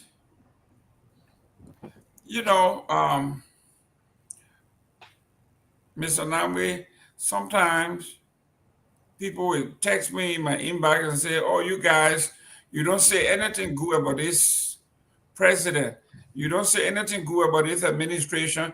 And then I put it back on them. Please send me the article or the story or something that you got that I'm not reporting. Just send it to me. And send last Monday, today is a week. Just send me the story that we deliberately overlook the good news. And later on, I'm going to read to you what Ghana got from the Japan thing. The foreign minister and the foreign ministry of Ghana published what concrete achievement they got from the Japan thing that they went to. Concrete. So anybody out there, please, if this government has achieved anything that you think we should profile, just send it to me. Don't send me that 55.2 carat diamond that the Supreme Court said they should give back to the people. It's not an achievement. That don't send it to me. Just send me something that we can say we are proud of our government. Let me welcome Mr. Garguah. Mr. Garguah, welcome. Thank you, sir. Thank you. Appreciate that. We are in the midst of, while we wait for calls here, Myean, whenever a call comes in. Yeah, so let me just announce the number until we wait. I think we are. Please go ahead. Hello? Is it full? Oh, you got another number. Yeah, this is the closing argument on Chup FM. This is the closing argument. On Chup FM, that's boom. Okay, because I think there's lady like people vote for Quagga. No, this is not spoon. This is not spoon. Maya, let him go. Let him talk. Okay. Let talk. You want to go ahead? Oh, okay. No, in fair, it was spoon to talk to me.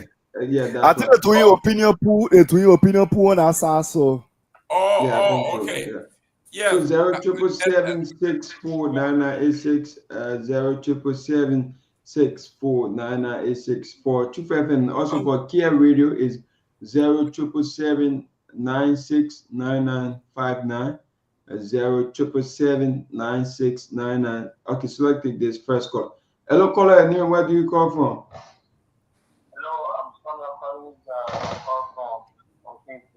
Okay, go ahead, make your contribution tonight. This issue here, I like what we do, to be hard to fight because it is totally actually they come and say that the 3% of government, the hard hands in this. I think the recording that was played tonight and listening to it on the radio station. The name calling, so you need they should arrest other people, children or die, and then free your daughter. Does that make sense? Why is Twitter told that arrested Ralphie Howard? Where is she today? She can't be fired, right? They kill the case with court. They can't show no evidence. They didn't want free. They free the one in one every country she went. So all right, Tony talking about that place. Like he said, when we think that to a ground, they won't want it for Bangla to that place. I will get to that. That whole thing is scoping to the same way. Going to where I call that Jeffy lawyer. That whole place open. So I put out away. That place not there. Nothing good there for people. No food there. You don't need they put the communal serious, the unserious. You don't need to work there for the people. You go to the parking point and parking or granting where else. Okay, thank you. I got a call real quick. Okay, so take the call. Mr. Gayman. Your call, your name, where you calling from? That call is low, very, very low, Mr. Gayman. Oh, okay. Yeah, go ahead real quick. Your name, where you calling from? All right. Yeah, this is Elvis calling from Minnesota. Look, Mr. Gayman, I think what you guys are doing on the show is a great thing. And I think what you need to do is to reach out to the Justice Ministry, to reach out to them and file a complaint. You're a citizen, you're a Liberian citizen. You guys need to file an official complaint. This tip is incriminating, and they need to investigate this guy. What he did was completely abuse of his power. But I just want to say this. It's political. It really is. I don't know what Unity Party was depending on when they thought that they could come in and fix the drug problem. When they accused George Weah of selling drugs, and they thought they could come in and wave a magic wand by the presidents being in government, we're going to fix the problem. They can't do it. Drug is so erosive, and it kills people like nobody's business. It's something that takes a lot of resources, a lot of effort, a national effort. Do you guys see a national effort from the president and his government to try to stop, stamp out drug? Of course not. I just lost my nephew, 19 years old, to drug. One of the things that happen to young people, they get on drug, their heart start to go out. The heart failure kills a lot of young people. Everybody's affected by it. Wealthy family, poor family. This government is not showing the seriousness to really fight drug. I think they have to take more drastic measures, give the LDA people more power, weaponize them more so they can really fight these guys tooth and nail. This is not a carrying ratchet to go beat somebody on drug. You got to have weapons for you. You got to have the manpower to really fight it. I'm just incensed for the fact that this guy was abusing his power, and most likely he's probably going to get a slap on the wrist. You guys need to forward this to the Ministry of Justice and ask for his prosecution and his disrobement as an LDA officer. Thank you for taking my call. Okay, so let's take this call. We have someone. Hello, caller. Nima, where do you call from? Yeah, my name is Harford from Cape FM, and of course, follow your program this evening. When I once interviewed Papa, and he made it clear that there are big hands into this drug business in Liberia. And from this, you can see it vis-a-vis, quote unquote, that yes, he's speaking the truth. And I heard Senator Dillon talking that we need to call him. In my mind, I think Senator Dillon is trying to intimidate the man. You can't say the man will come before you people to start naming people. No, all you need to do is to put your feet down now and start fighting. But from this incident concerning the deputy for operation at DEA, I think they need to fire him immediately and bring him to book, because you can't be arresting other people's children and your daughter is walking to it and you are telling that she should be released immediately without being processed. So there will be no evidence, there will be no document to prove that this girl was arrested and she was taken at HMRC. These are documents that she signed or people signed for her. You can't be doing that. You can't be preaching. This thing about Liberia, who am I, should be buried, because drugs affect everybody. Those boys on the street, when they cannot get it, they will come to people's home. And then don't say that because it is not your child, so you'll be affected one way or the other. So the big hand in the government are one there. So we need to weed them out.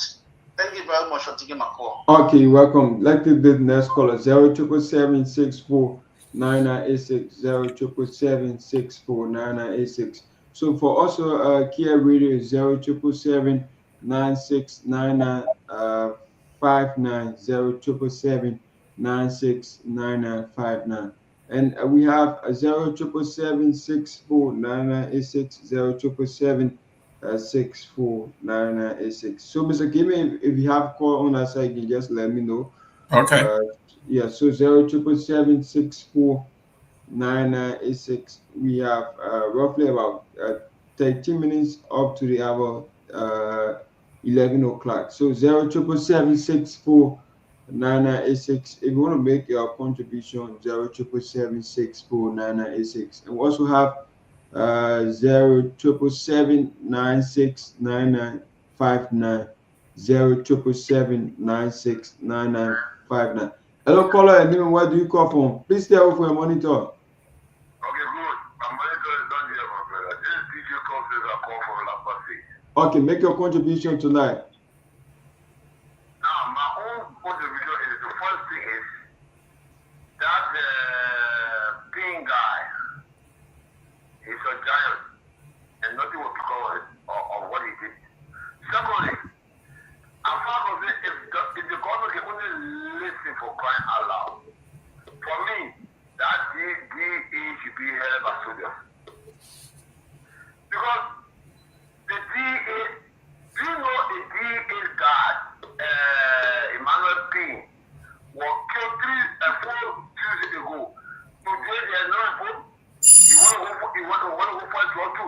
killed. He was worn to death. He was flogged by sticks. And nothing came out of it. No radio station wanted to stop here. Apart from one station, I know how to call the station name. It's investigating. The police is wrongly arresting people and claiming, and then imagine the investigation. Somebody came on the radio and was saying, whenever is caught with that, with those responsible for killing and other things, you're going to be taken to jail for 2 years before trial. That means it's not wrong. So the only thing is they don't resolve submitting or hearing this DA, my brother. The next 20 years, the drug cost is increasing because information. I don't want to use my own information for real. Information tells that these guys escort these drug dealers and they are getting money. Meanwhile, the pin guy you hold, that pin guy is not even got ungovernmental. So how does it pay attention to operation on them? This is very, very, very, very, very bad. The West is yet to come. The West is yet to come. When I was saying all these demonstrations for marching the ring, when I said poor, it was a good for nothing thing. Poor go against it. Because look at after that federal jobs. How do you see the jobs have increased? How do you see have increased? Now what you want to do now? You want to say for that shooting in the air, the DA guy shouting in the air with the bullet feeling. People running and beating to death. I just giving fire more than without shooting in the air. There was also the air guy want to go bring peace. The thing was thinking over him. The bike was thinking over him, and he was never flopped. So where are we going? Where are we going? There's big hands in the thing, my brother. There is big hands in the thing. Big hands. I expect the national legislature to pass a strong bill that if you are caught, if you get them, oh my God, I won't go to that place. You see this democracy or this human rights, the whole people bring it out there, and then you are go to Nigeria and see if John is scattered like this. Okay. You are shoot upon. Thank you. That's my thing. Yeah. Thank you. So 077764996. You can put your calls in 077764996. So I take the next call. Hello, caller. Nima, where do you call from?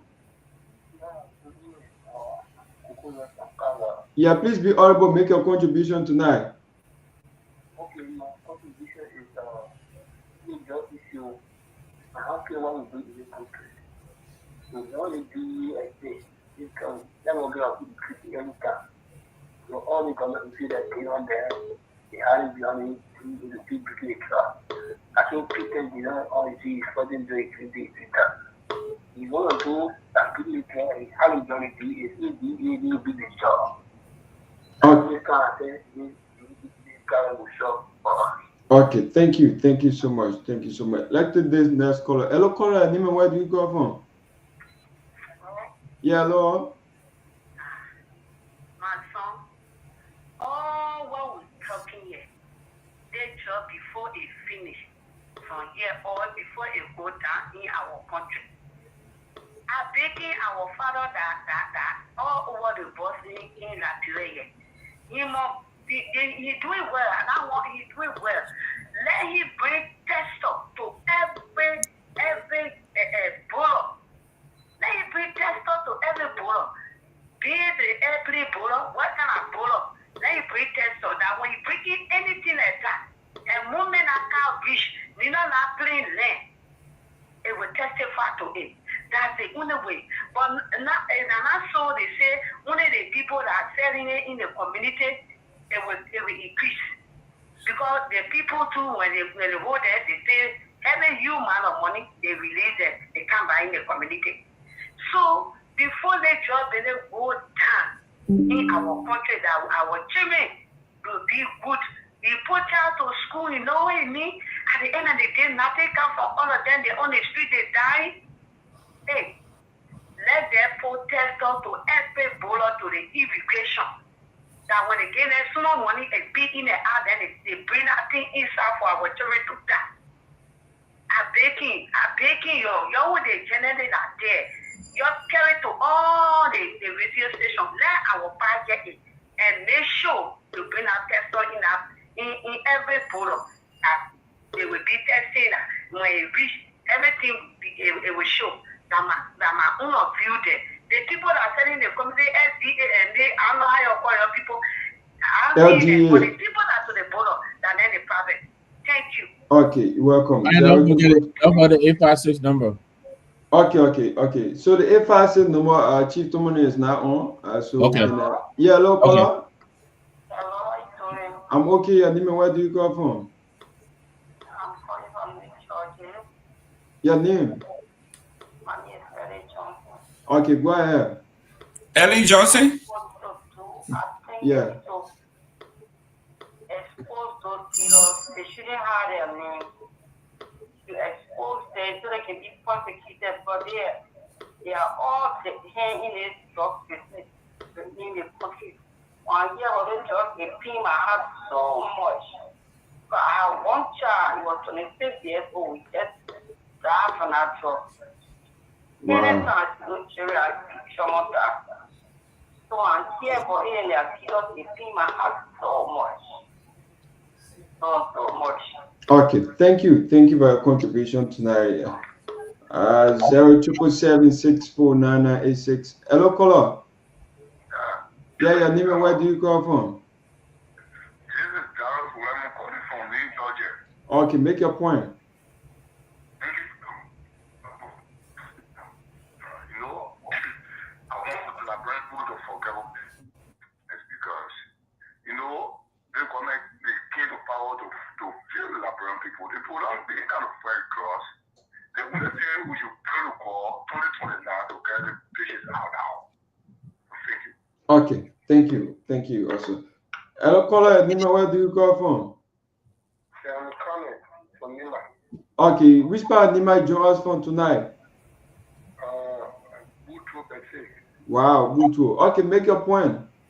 Then short and sweet. I don't know what my credit was like. Okay, yeah, go ahead. The officer of the DA? Yes. Okay, go ahead.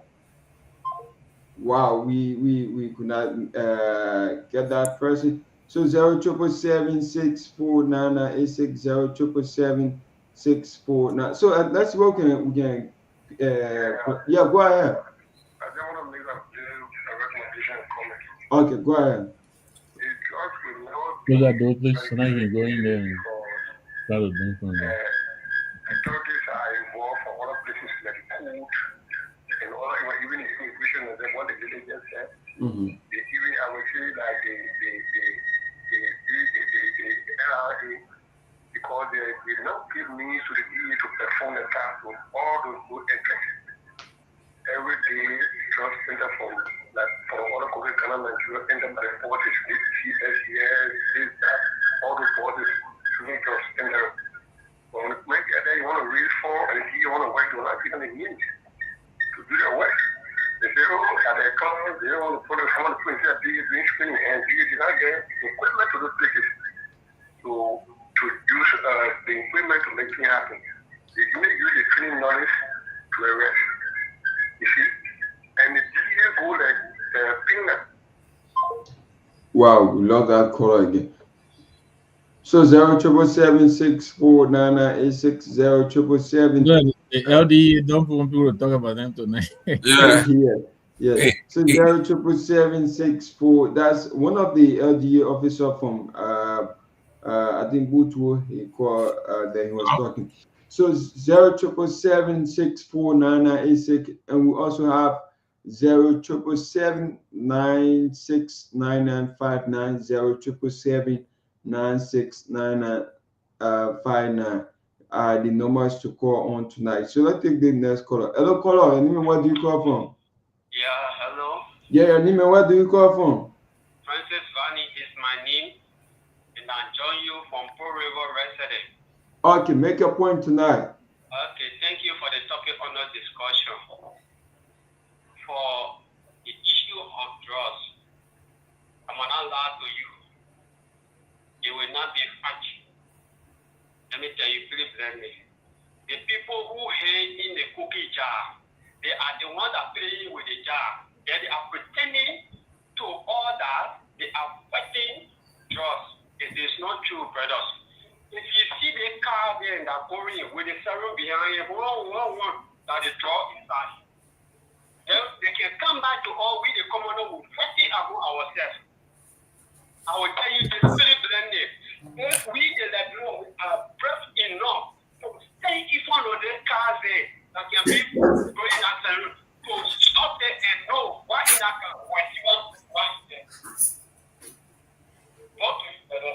Everything they are just pretending they can be doing in the community for all the first account. Me, I get him and hear that. You have a drug Thank you, brother. Okay, welcome. So someone is playing something in the background. I think you can just mute yourself until 077764986 077764986, and we also have 07776 9959 077769959. So let's see what we can take this next caller. Hello, caller. Nima, where do you come from? Calling from resident. Okay, make your point tonight. Yeah, when it comes to this drug business, we'll be discussing over the radio, and I think people pay more for the show. You know, I want to concur with the previous speaker, the man who then left the land. Let me tell you, the people who are in the drug, who people in the drug, bringing the drug in the country, they are the same people. Let me tell you, most of those ghettos, when people here to go there, they just go there, and before they reach there, they can, all of them, they get their interest basis. All those places, they get their interest when they were ready, already, they call it to the funded. Because our children there. Exactly. We said there, they tell us when they were ready, they play the corner and say, you're beyond your God. So they just play fun. They say they're fighting drugs. They're not fighting the drugs. My brother, when my son was sick at Benson Hospital, Dopoh Road, I was there, and there's a fan in Retro Benson Hospital. The security part I was there because my son was sick in your hospitalized. So I came outside by 2 o'clock. But before that, they started the party in the day. They said I was party. But my brother by 2 or 3. I was in school. I was studying. I kept asking the guy on the man, what kind of going down until the man from it there. I think we lost that caller. We cannot get you. So 077 649986 077 649986. We also have 077 96 9959 077 96 9959. Hello, caller. Nima, where do you call from? No, this is James Winner. Calling from where? Okay, go ahead. Thank you. The man who made that statement that they should release $8 immediately should be sacked, right? Should be fired. Okay, thank you. Let's take this next caller. Hello, caller. Hello, caller. Hello. Yeah, your name and where do you call from? Hello. Okay, make your contribution. Thank you for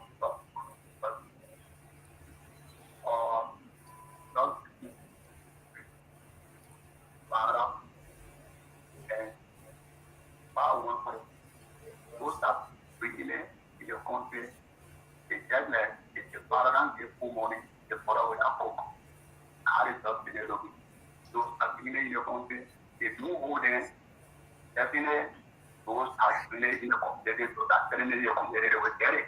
But those are related in the community, if you go there, definitely those are related local, they will not be able to get it. So if the father not give full money, the mother will not collect it. So what I saying to the government, they show to every border and to every airport to be able to have good security for those that bring the substance or not to hold them. When they hold them, our local government are here complaining that they can't be able to get it. I mean, our future will end. Or equally so, after generation come, generation go. We don't get no good leader in the country. Okay. So everybody will be there. They don't go to this. Thank you. Let's take the next call. 077764986. Hello, caller. Hello. Yeah, make your contribution. Okay, make your point. Yeah, you see, this country will never be attention because the GA, we expect the president to get on the street to go and then get the judge, or the judge smoker. The GA, the president there to go and then check for the judge smoker. There will be a few people that will go and call it, not say, oh yes, we all are coming to financial error. Very bad. You need to fret. So that it was all this country. The only way we can do it is we should fire, let's have the government fire and then look for let them pull all the checkpoints. All the checkpoints, the federal checkpoints, let them be able and then pull and then get the equipment that will be able when anybody coming into this country with drugs, they'll be able to get them. So that's what I think they will maintain the country. Okay, thank you. Mr. Gayman, if you're ready, you can just give me a single, then we can cross over. Okay. Take at least 2 more calls. Let's go. Okay, thank you. Hello, caller. Nima, where do you call from? Yeah, I'm Emmanuel Pankwai. I'm the only one to ask one. Okay, make your point tonight. Yeah, so thank you for the topic on discussion tonight. I listened to the recording carefully. So, but what I want to say is to our president, one of the he said, one of the regime, he will appoint educated people that well equipped. So I don't know, this, one of the guys who will record, I don't know, he well equipped or he's very intelligent to become a boss for people.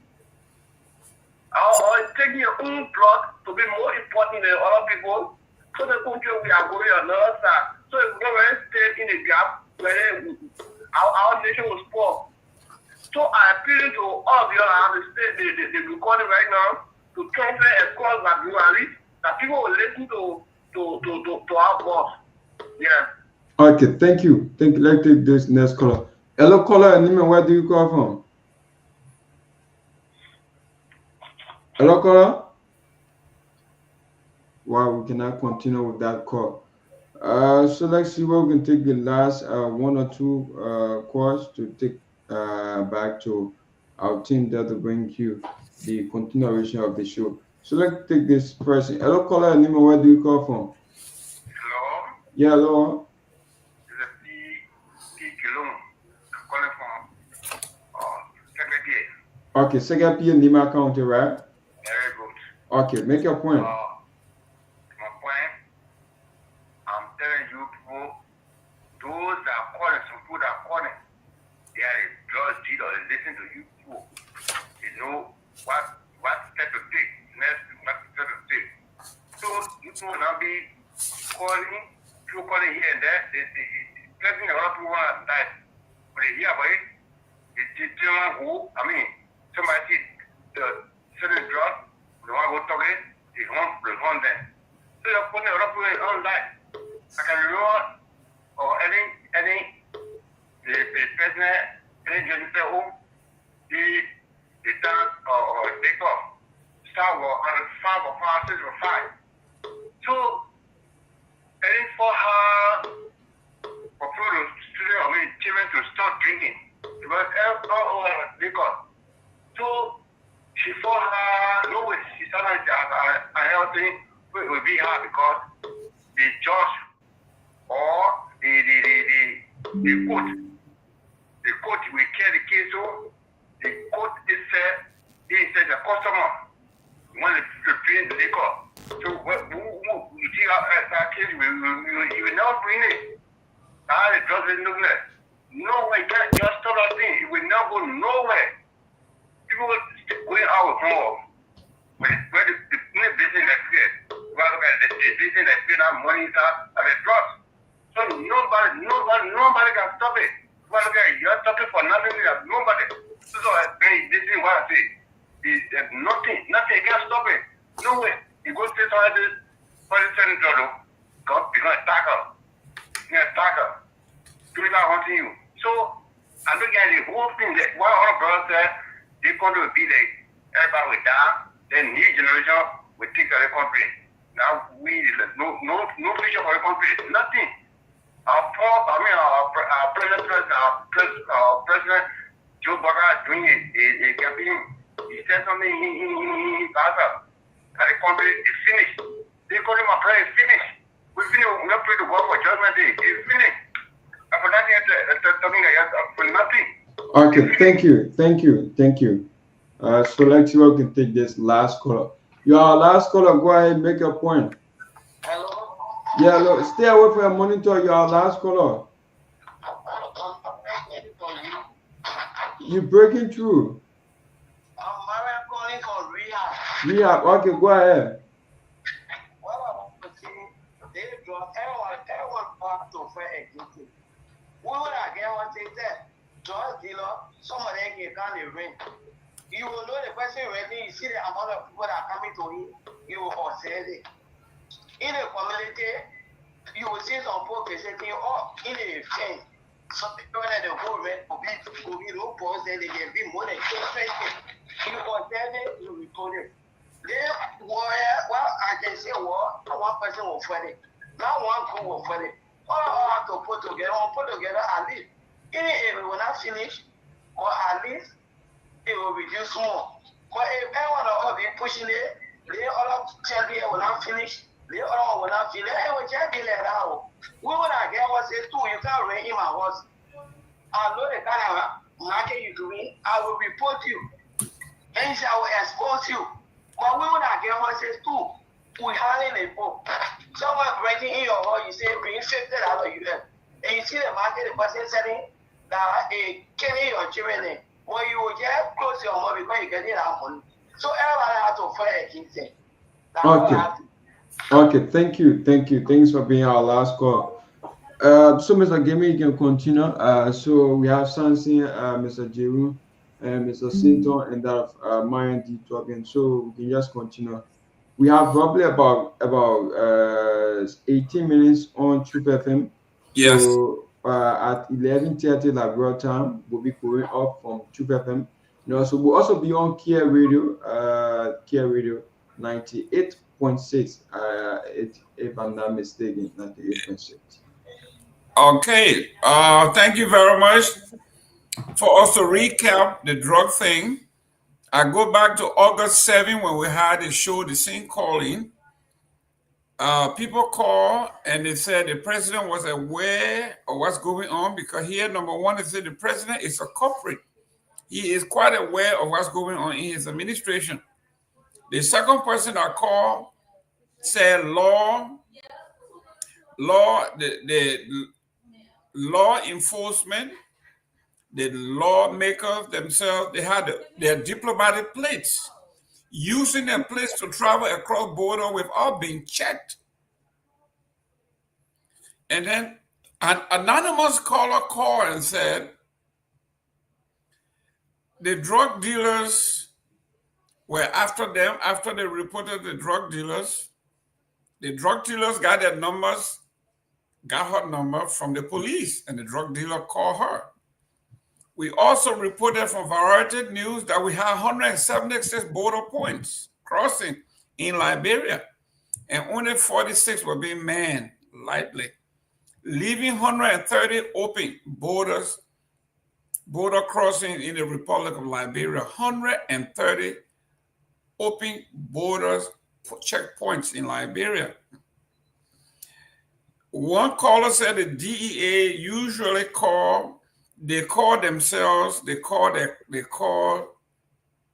drug suspects clients. So Jerome Gayman is an LG will tell Victor Nagbe, don't arrest Seaton. Seaton is my client. Seaton will tell Victor, don't arrest Gayman. Gayman is my client. Then another gentleman called. He says he was also anonymous. He said they confiscated, the French king confiscated his drugs and his money and they let him go. They took all his money. They confiscated everything he had and then they let him go. They didn't take him to the police station. They didn't arrest him. They let him go. So, Mr. Seaton, these are the things we are talking about. This lady is talking about everybody is benefiting to some degree because if you have, it is a very hard time. If you have a home that you were renting and you need somebody to pay you 1 year in advance or 2 years in advance, and the drug dealer comes, he pays you your cash. In these hard times, people don't ask you where you got your money from. I got my house, I'm renting it for $70, $75. I need 1 year payment. And the person come and pay you for 1 year or 2 years, you give them your house. Do you really care what goes on there? You got their money already. Even if you came and saw them selling drug, people going in and out, you don't have that kind of money to give back their money to let them go. So it looks like everybody getting their skin in the game. Mr. Gayman, this drug epidemic problem, it requires a systemic approach to address it. There are several things that needs to be done from the government all the way to the community level. As you already stated, the lady that called said, well, some of the drugs dealers, they are renting our places. They are renting people places. They are paying their rent and they are selling drugs. You take 1 month, 1 year rent from the person is pushing drug in your house. You cannot tell the person to move because if you obviously tell the person to move, you have to pay the person the money they gave you. You understand? And you don't have that money. So that's a poverty issue. The vast majority of the Liberian people are poor. The government is doing nothing to try to improve the economic life of these people. The private sector is weak. We don't have a vibrant private sector. We have tens and thousands of Liberians who are unemployed. Many of the young men that are on drug, they see drug as the only way out. They go into the ghetto, they smoke their weed or they take their hardcore drug, and they feel good for that moment, and they just want to, you know what, to let the problem that they are faced with to go away.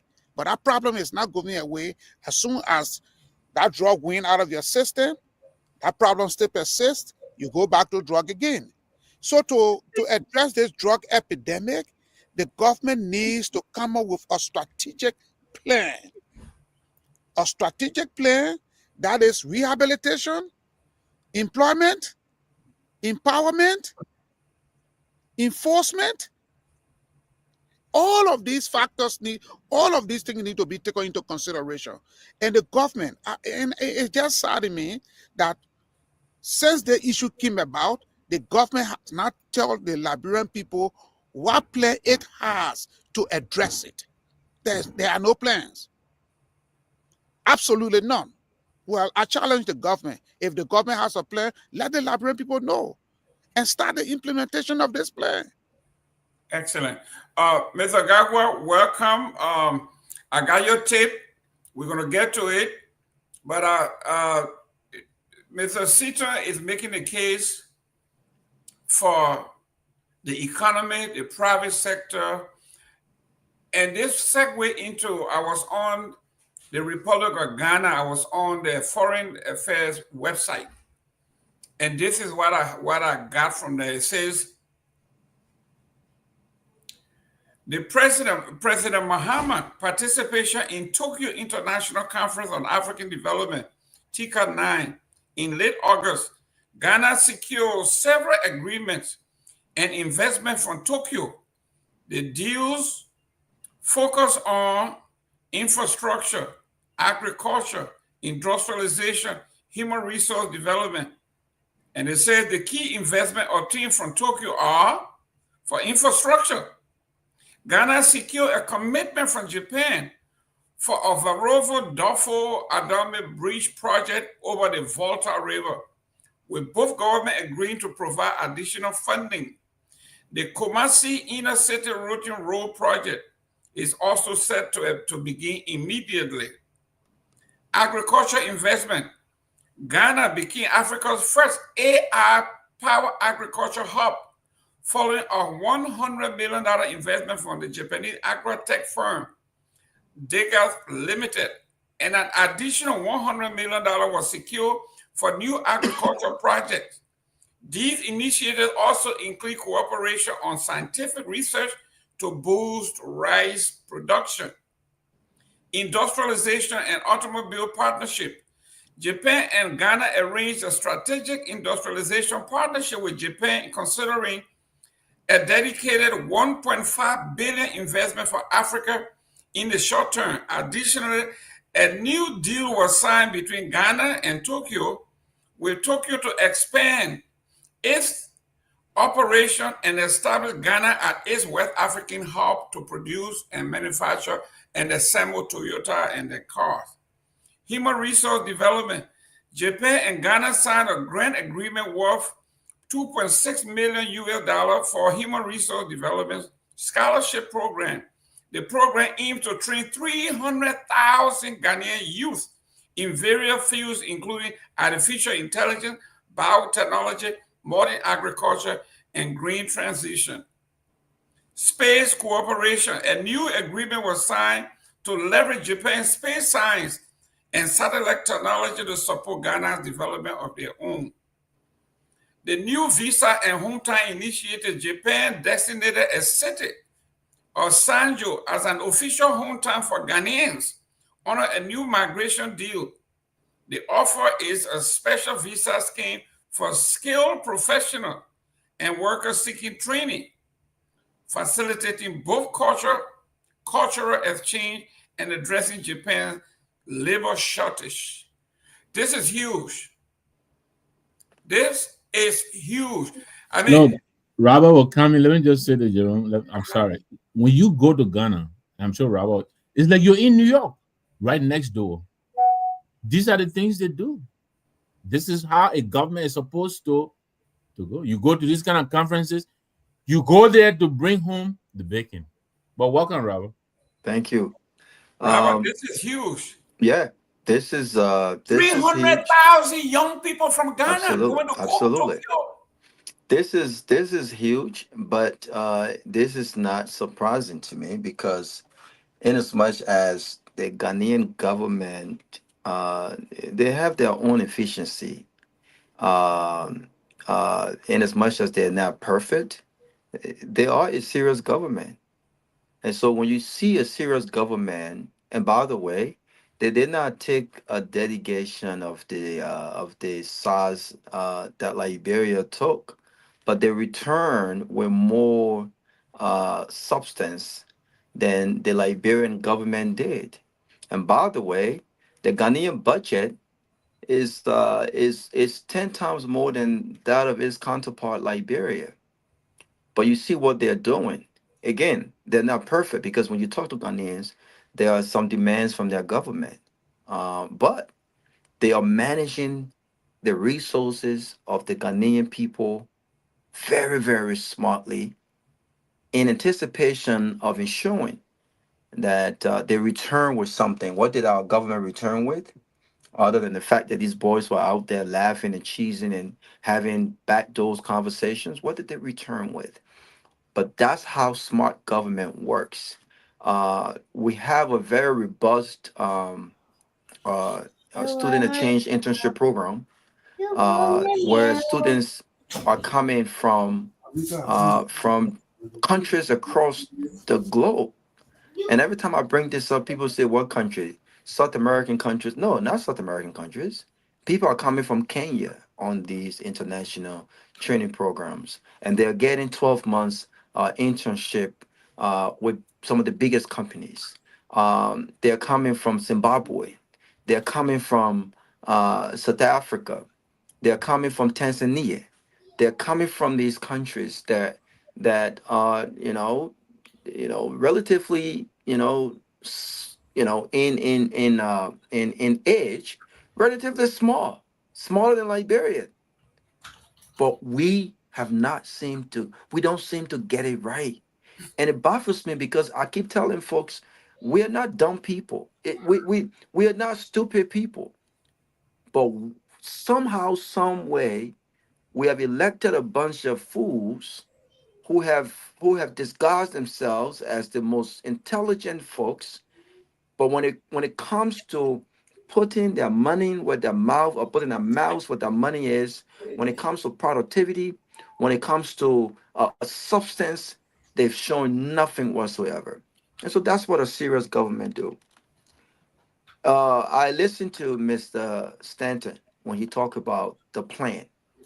If the government had a plan, the government had an arrest agenda, and this arrest agenda was used as a political talking point during the campaign.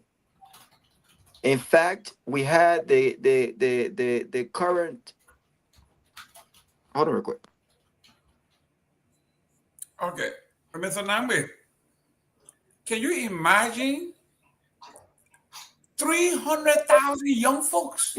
Yeah.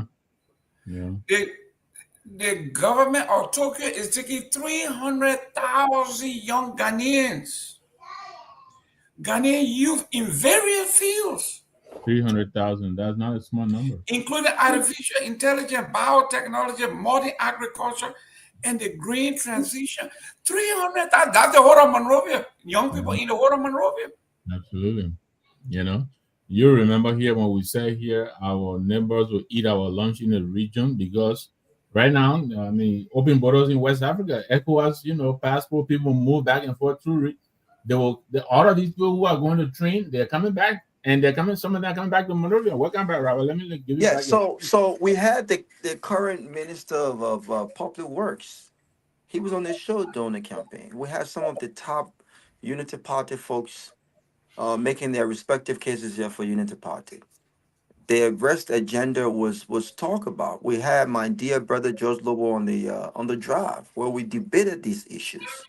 So if the government had a plan, how long is it going to take the government to start the implementation of that plan? How long? It doesn't take 2 years. It doesn't take 2 years. So the fact that a plan has not been rolled out is indicative that they do not have a plan. If the government had a plan, by now we would have seen the implementation of that plan. That's number one. Number two, that plan would have been matched by the appointments made in these very key areas. If you have a plan and you have a vision as the leader of the country, it's important. It's almost like any job. You vet people who have interest in the jobs that you have, and you talk about your plan and you listen to what ideas they have to help make your plan a realization. If the government had a plan, the government was serious about fighting drugs, we would have had a LDA boss who have the track record of getting. Mr. Sita, even you in the back, we're still hearing. Oh, really? Yeah, he's not muted. You are not muted. Yeah, go ahead, Rob. We would have seen the government made an appointment that was reflective of their plan. If it's a robust plan, then you need an LDA boss who is robust, who have a record of fighting or producing or getting things done. Look at what we've seen with the LDA. Fights after fights. The first two, the head and deputy left. Now we have a guy who is there, and it seems like he doesn't know what he's doing. The LDA, whether the government wants to admit it or not, Mr. Jerome, is loaded with criminals. And I concur with that quarter. The people who are behind this drug thing in Liberia are not the folks who are caught in the ghettos. The folks who are caught in the ghettos those are victims. Are the victims of what those who are supposed to be fighting this war on drugs. They are the one who are supplying these drugs.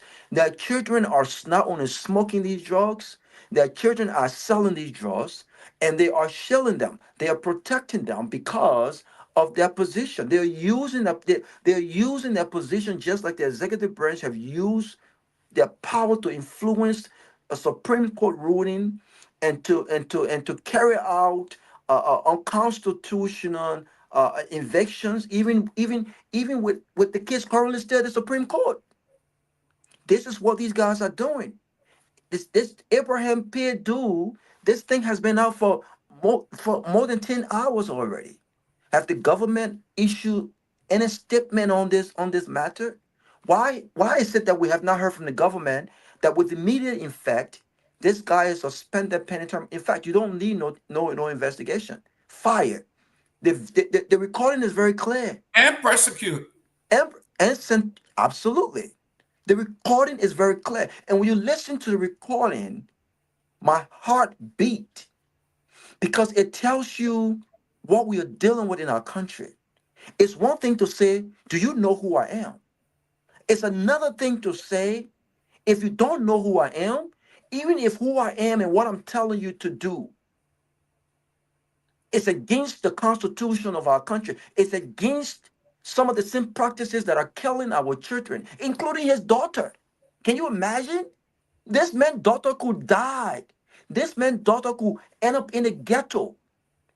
She could be hurt beyond measure by this drug epidemic. But what does he do? He's speaking unprofessionally to a poor man who is only trying to do his piece of job to help collect in our collective effort to fight against this drug. So if you have people in leadership position who instead are shielding folks who are selling drugs, who are taking drugs only because they are their daughters. Listen, Musa Billiard's son was arrested. Yeah, what these guys have not done so far, they have degraded him. They have made it. They have made this whole thing political. So who is this guy to tell someone that they will never be in uniform again? But if the government had any sense or urge or this urgency, by now we would have heard something move. Nothing is moving. You know why nothing is moving? Because the LDA boss just does not have to wait in him to lead the LDA on his fight against drugs. He's an old man. He has no nuances. He has no idea. And we need energetic people who understands what it takes to fight drugs in the 21st century. We need practical ideas. Not only just people who have expertise in security matters. So no, I will close. No, Stanton, the government does not have a plan. If the government had a plan, it does not take years. It does not take months to start rolling out that plan and start the implementation of that plan. Going in the ghettos, tying young men and women. Imagine tying and beating young men and women who are victims. Why are we not sending these guys for help? Centers. Where are the rehabilitation centers to collect these boys and send them to the rehabilitation center? They don't need to be tied up. They don't need to be locked up. They need help. What is the government doing? This is a government who has a plan? No. A government with a plan will rescue victims and will attempt to start the process of giving them the help that they need. Not flocking them, beating them, abusing them. No. This government has no plan to fight these drugs. And going into the third year of this administration, we will hear the same thing. If they had a plan. If they had a plan. No, my friend, they do not have a plan, because if they did, we would have seen the impact of that plan. We would have seen need to move. We would have seen the seriousness of the LDA. We have seen the total opposite of that.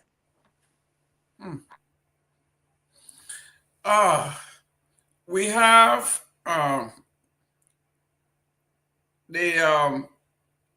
the arrest agenda we are talking about.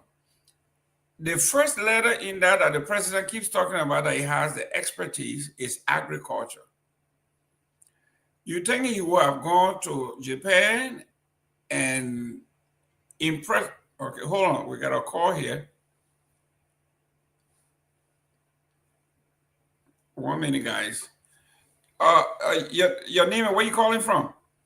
Yeah, my dear brother, Gayman, thank you very much. This is Abraham Cronin, calling from New Jersey. Go ahead. Yeah, thanks for picking my call. And let me say good evening to Robert and Brother Nagbe in the studio. Great topic, guys, especially the topic about the Japan trip. One thing that we are all forgetting, many a time, a lot of those industrialized nations, they do, especially when it comes to their labor force in terms of skills people, they look at a lot of variables. But now, Liberia, our IQ level, look at it, my dear brother, it's at 45%.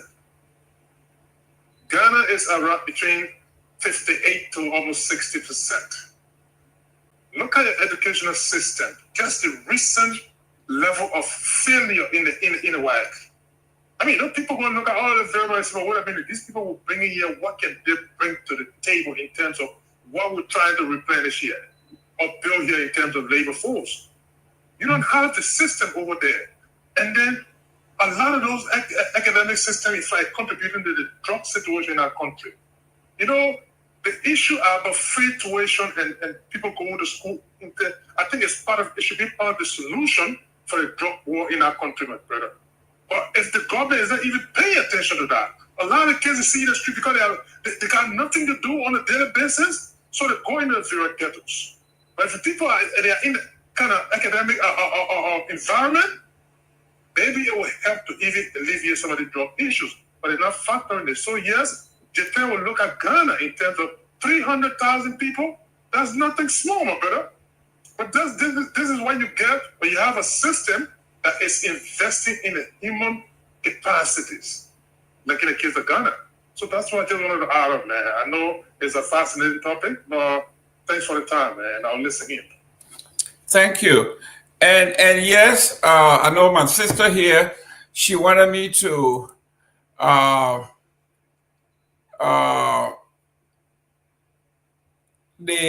she wanted me to double check the number 300,000. Yes, it is 300,000. Not only that, but if folks have what Japan is trying to do, Rachel, if they are trying to replace their workforce, they got no workforce. So they have looked at the different areas in Africa, and they are taking Ghana has an educated class. So what they are trying to do, just like Nigeria, if you talk to any intellectual from Nigeria, you say, what is the key export of Nigeria? To tell you is our mind, our young folks. You call them whatever you want. The Nigerians, they have permeated every part of society in the West. They are everywhere. They are at every university. You look at all the major industry in the United States, most of their heads are Nigerians in biotechnology, in space, in aerospace, in restaurant. The new young man that they just brought on for a Red Lobster. These are brilliant young folks so Ghana is trying to do the same thing. We are graduating thousands of these young folks every year, and we don't have employment for that. If Japan wants them, take them. But in addition to that, your sister should not be surprised. There's some of the biggest hotel chains in the world have one or two branches in these countries. In Ghana, the Marriott at the airport. I went there to do some service training at that hotel. Unlike the major hotels in Liberia that are not even considered brand hotel, when we talk about the Flemington Hotel at the airport, from as far as I'm concerned, could be considered a 2-star property from my perspective. In Liberia, it's a 5-star. That's not a brand. That's not a world-class brand. The Marriott, but that hotel has all of its upper management. It's exec management imported. They are from somewhere in Europe. and they're not considered the best in class when we talk about quality service. I know this firsthand. Now, when you match that with the Marriott Hotel at the Contour International Airport, where we're $300 a night. On a good night, you might get that for $250 a night. From the general manager all the way down, they are Ghanaians. The front rooms operation manager, they are Ghanaians. You know why they're Ghanaians? Because the Ghanaian government understands tourism. And so they have courses, they have hotel management courses out there. They have culinary courses out there. And when those guys are done, they have student exchange internship programs in London, in Atlanta. We receive these people all the time. We receive them in our hotels all the time from Kenya. What are we doing in Liberia? You see, so your sister should not be surprised. Ghana is on a whole different level. Why it is true that they're not perfect, they have moved forward. They have progressed. They have progressed, and they are progressing gradually. In Liberia, we're playing games. We're playing games, and when people who have the technical know-how speak against a government, then we take it personally. They become enemy of the state. We can't call this person to the table no more because they don't like the president. Even though the president understands that this person has what it takes to help them create their own legacy, it becomes about, oh, this guy don't like me because he criticized me. We're playing games. This is 2025. Every day is the same damn thing over and over, making noise over nonsense when other countries are moving forward. These Ghanaians are not smarter than us, Mr. Jerome. They're not. We interact with them all the time. And when you look, not just in Africa, when you look in this country, I will tell you in this industry that I work in, go to exec meetings, some of the director of operations outlets, Human Resource, they're from Africa. They're from Africa. They're from the Gambians. They're from Liberia. They're from Ghana. They're from Nigeria. Not just in my industry, but in the IT world, plenty of Nigerians. We're still playing games in Liberia. Mr. Nagbe, we talk about if you actually wanted to create jobs, right? We are talking about manufacturing. Ghana was able to secure the Toyota brand to select Ghana as the Africa hub, where they are going to do the whole 9 yards. We talk about assembly and all that. You talk about massive job creation here. That alone, Mr. Nagbe, will uplift the private sector in ways and generate enough taxes for the government. So why is it that when our people go, I know Ellen, the former president used to say, if your dream doesn't scare you, then it's not big enough. You go to this convention with dream, specific dream, go and then punch hole into that. Don't go for 1,000 things. Go there for one and say, you know what? We need job. We are going to compete and do whatever we can, give the whole country away to get Toyota to use Liberia as a hub. So in that, I was in Tennessee. Just recently, I went to Jackson State to visit a friend of mine, and they had a Toyota, the assembly plant in Tennessee there, Mr. Nagbe. They got, I think, 3 shifts, thousands of folks on each shift. I mean, and they're just rolling that thing. It's a sight to see when you're on this campus to see the amount of folks they employ. One of that is now going to Ghana. That is huge. So what is it, our investment commission, all the title that we have, including you, Mr. Nagbe, your lady title business, what is it you're doing to bring some of these jobs or something? Your boy that went to, you know, some of the folks that went to Tokyo that were taking the selfie with statue. Yeah. I mean, just sending it back just to say they went to Tokyo. Look, Jerome, our story is just as sad. You know, I don't even know where to begin. I mean, you have said a lot of it. Robert has said a lot of it. It just seems like, you know, there is everybody else, and then there's us. You know, Liberia. You know, Ghana next door. When you and I were growing up, they were having these coups, and Ghana, their economy was in a toilet. They used to come to Liberia to buy toilet paper and eggs. I remember those days. Yes. They were queuing for bread and everything, but they figured it out. They have figured it out. You know, I mean, besides the Tokyo trip, Mahama was bringing him some billions of dollars again. I think with Qatar or somewhere he went again. You know, so they're all over the place. And you know, since our guys came in 2 years now almost, they're just flying these private jets back and forth. You don't see them. We don't see them bringing anything home. You know, and then they have these flunkies in the government.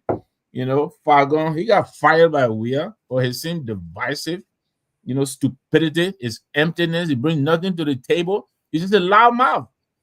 He's talking about the front page Africa, writing about their nonsense. He's talking about they're speaking good dialect. What does he speak?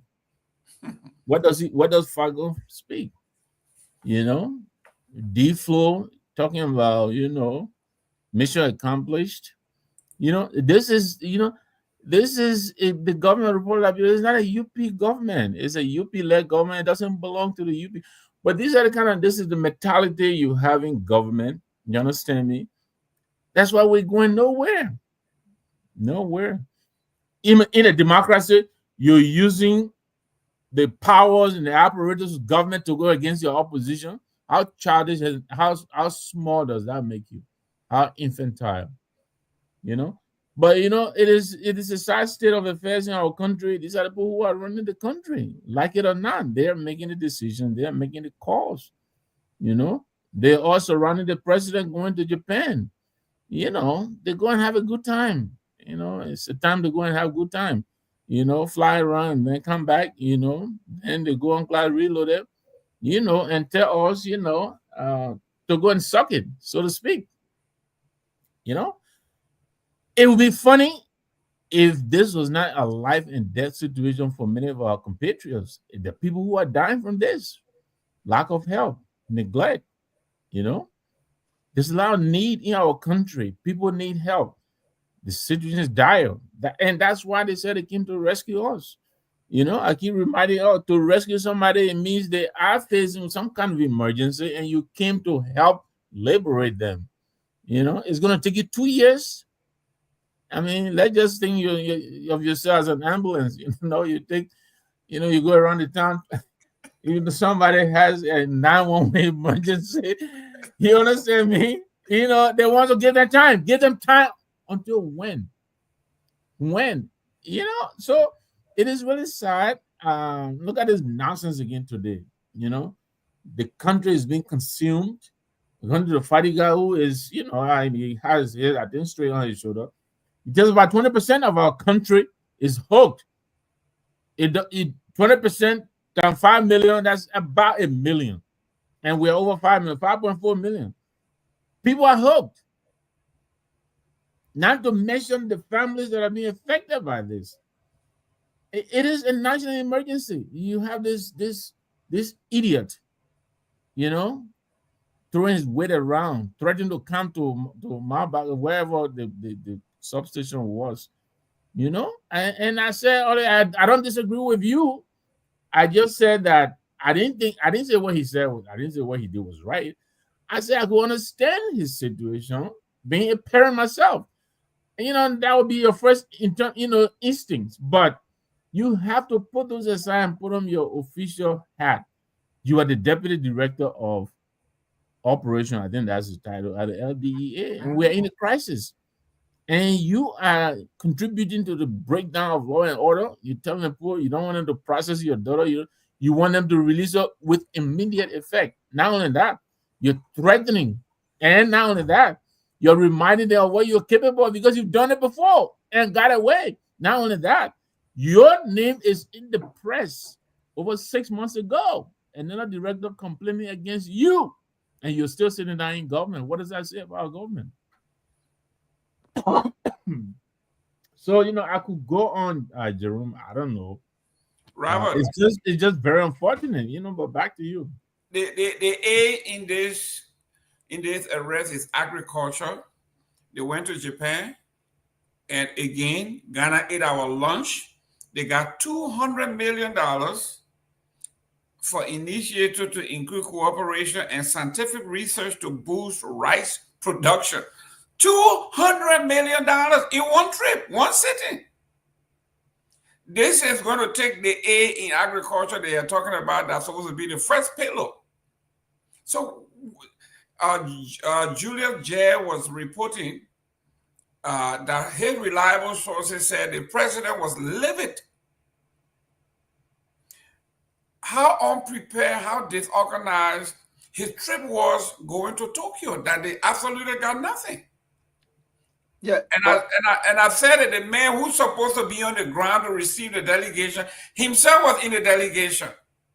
So who's going to receive who now? Yeah, go ahead, Robert. But I'll tell you that, Robert. Just give me 5 seconds. Let me tell you this, and unless they have changed it, I have been the president. I've seen what goes on around here. It is chaos. You have the professional people who are the protocol people, but the president apparently, I love our brothers. I think I met from Lova. I love our brother and sister. They let the traditional thing. He lost the you called a man, he disappeared. Why you did that, man? but also though, this is a leadership deficit on the president's part. You put a trip together, and I know you have people who help put these trips together, and you have this huge delegation with you. The president did not have a meeting, a briefing with who were these individuals, and from what ministry they were, based on his own agenda in Tokyo that they were inviting. Why would the president be livid after the fact? The president should be aware before you have a trip. It's almost like when we have a big group coming into our hotel. The exec team, the operation team meets a week before that.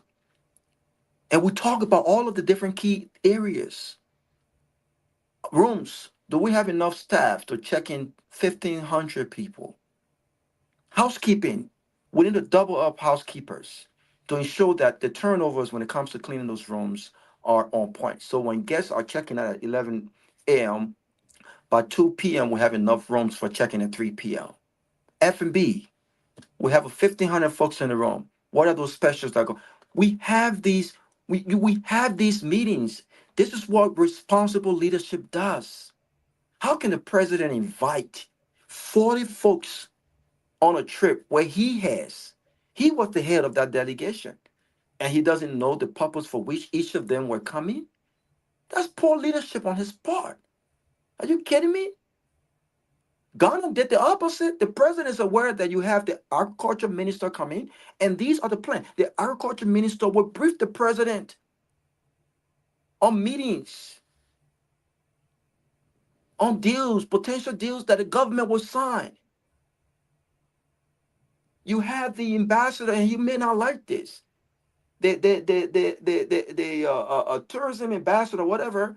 What was his purpose in Japan other than looking nice with a fancy glasses on the e-mention Facebook page? This is poor leadership on the president's part. The president should be aware of those that are being invited, and only those who have something tangible to do with the government when it comes to bringing back for the Liberian people. Not a bunch of folks going and going on trips for per diem, and they have nothing to do or discuss in Japan. This is poor on the president's part. I also want to talk about this whole thing about this guy. Abraham Pay has been in the news before 6 months ago. Abraham Pay has been in the news before 6 months ago. And yes, in as much as a parent, you want to protect your family, but here's what I'm not going to do. And this is what we miss in our country. If a good parent will raise your kids the way you want to raise your kids, it doesn't mean that when they grow up, they're not going to do what they want to do. But I'll tell you this. If you get out there, especially as a public figure, if you get out there and you do something that is illegal and unconstitutional, and I'm in the position of power to execute constitutional legal orders, I am not going to jeopardize my love for country to protect a child who is doing illegal acts. I will help you find a lawyer to go to court. So this is not an excuse when it comes to what happens in Liberia. I think what you saw here is this whole thing about this is who I am. This is who I am. And if you play with me, you play with my daughter, even though so Abraham pays okay with his guys beating on other people's children who may not have the opportunity he has to be in government, but he's not okay with them beating on his child. Has he spoken out against LDA officers abusing victims that are caught doing less than what his daughter was caught doing?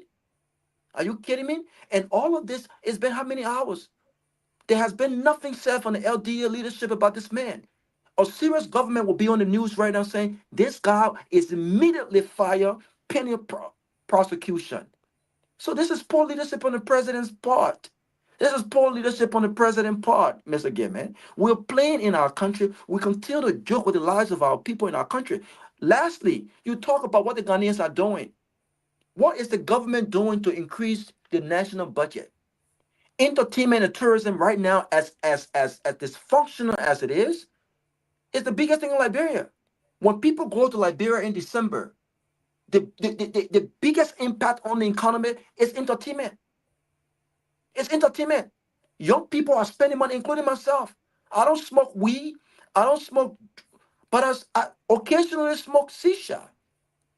What did the government do? Because the government has no plan. We'll put you in jail for because the government, I double dare the government. Don't die, Robert. I will be in Liberia and I will smoke shisha. I double dare the government. You know what? The government have to explain what are they going to do? Are they going to refund shisha importers that have already paid taxes to them with goods already in the country? What are they going to do to those businesses that are paying taxes? But this is a government without a plan. We talk about serious plan to fight drugs, and you're talking about shisha as if shisha is the reason why folks are walking, sleeping. Shisha is the reason why those young boys are killing themselves in the street. Right? Why don't you tax these guys? Why don't you tax them? You're banning gambling. Las Vegas is a gambling city. They made over $1 billion in taxes when it came to these things. When it came to weed, they smoke weed out there. They're talking about heart attack. Are you concerned about the health of your people? Create a functioning healthcare system. That's what you do. That's what you do. People who you don't detect to what I smoke. You don't detect to what's good for me. Let me have that conversation with my doctor. This government is clueless. This government has done worse in 2 years than CDC did. And by the way, they were there for 12 years. So you can't say you need time. You were there for 12 years. If you add 12 plus 6, this government is experienced enough. They should know exactly what they're doing. But they're taking power and they're moving around with chickens with no heads. They have zero vision, zero plan on all of the key issues we talk about: agriculture, tourism, roads, zero whatsoever. Zero. Mr. Nagbe. Yes, sir. In the United States, we call those things sin tax, right? Cigarette, stuff like you talk about shisha, those would be considered sin taxes, and they make a killing of it because people will smoke. Yeah. Cigarette used to be $1 a pack. It's like $8 now. People still buy it. They pay their taxes on liquor, on those things. You leave the real corporate of what's killing our folks, and you go to how many ghetto get shisha? How many ghettos? You go to the cemetery, you see those zogos with that shisha. I don't know. So it is funny how the government was able to amass a force, police force, in 24 hours to raid and demolish the CDC headquarters, but they can't amass a force to go and rescue these kids and do something for them. I mean, it tells you the priority is all screwed up, man. And meanwhile, Mr. Nami, before you come in, there's no coordination. It makes no sense because what they've done is they're saying that, well, we will ban shisha, right? We will ban shisha, but they have not banned cigarettes and cigars. The cigar bars are also selling shisha.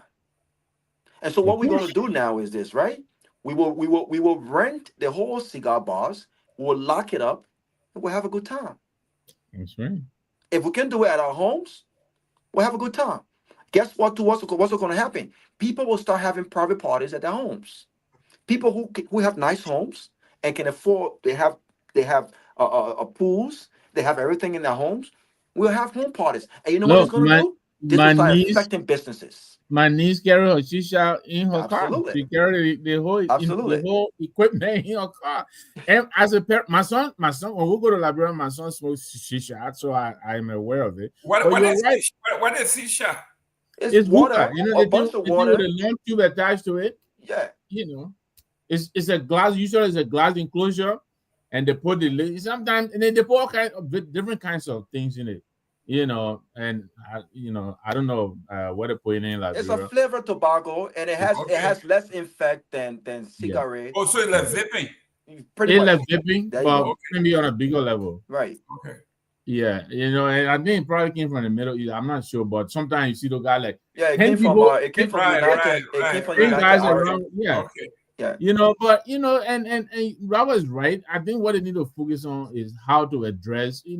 As a parent, I tell my son too, because look, when you subject vapor to heat, it expands exponentially. Because that's what it is pressure in there. And you heat it up, it expands. So I'm sure the side effects are, it's just coming into being. And I tell my son about it too. But Robert's right. I think they need to find a way to mitigate it. Banning it right now, the government needs revenue. They're losing money. They're losing money. Last year, I think Ghana brought in over $4 billion in tourism, right now. So I don't know how many kids will want to come to Monrovia. Now, Robert has been defiant. He said, you're going to stay on Broad Street and smoke a shisha and see what happens. But before I forget, our friend Tomalin, in the beginning of the show, I think we missed it. He's on the road. I think today is college moving for his daughters, yes. Yes, so let me wish him well and safe travels there, buddy. Hope all is well. I was talking about the church in Logantown, one of our friends in MZ base. I know Mother Douglas Church. It's not Mother Douglas Church. I will remember the name. There's another church in the back of Logantown there. You go behind Opa School way in the back there. I forgot the name. I'll find the name. But coming back to this, Jerome, we are in a crisis, and the government, I think they're floundering, they're trying to figure it out. And I don't think they're able to figure it out. Banning shisha, and then you see this today with, the whole government is in disarray. And the thing that worries me most is even when these people are pointed out, they're exposed, they still remain in the government. Look how long it took the president to remove Abdullah Kamara, whatever it is, from telecom.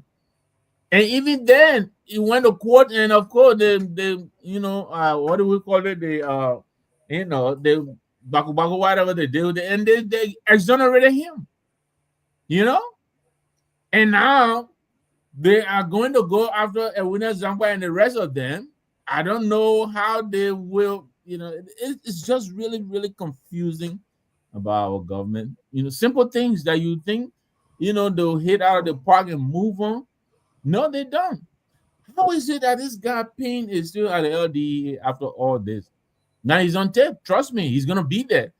And then 6-7 months from now, we'll be sitting here and talking about him. But one caller called and said, Payne is a giant. Nothing will happen to him.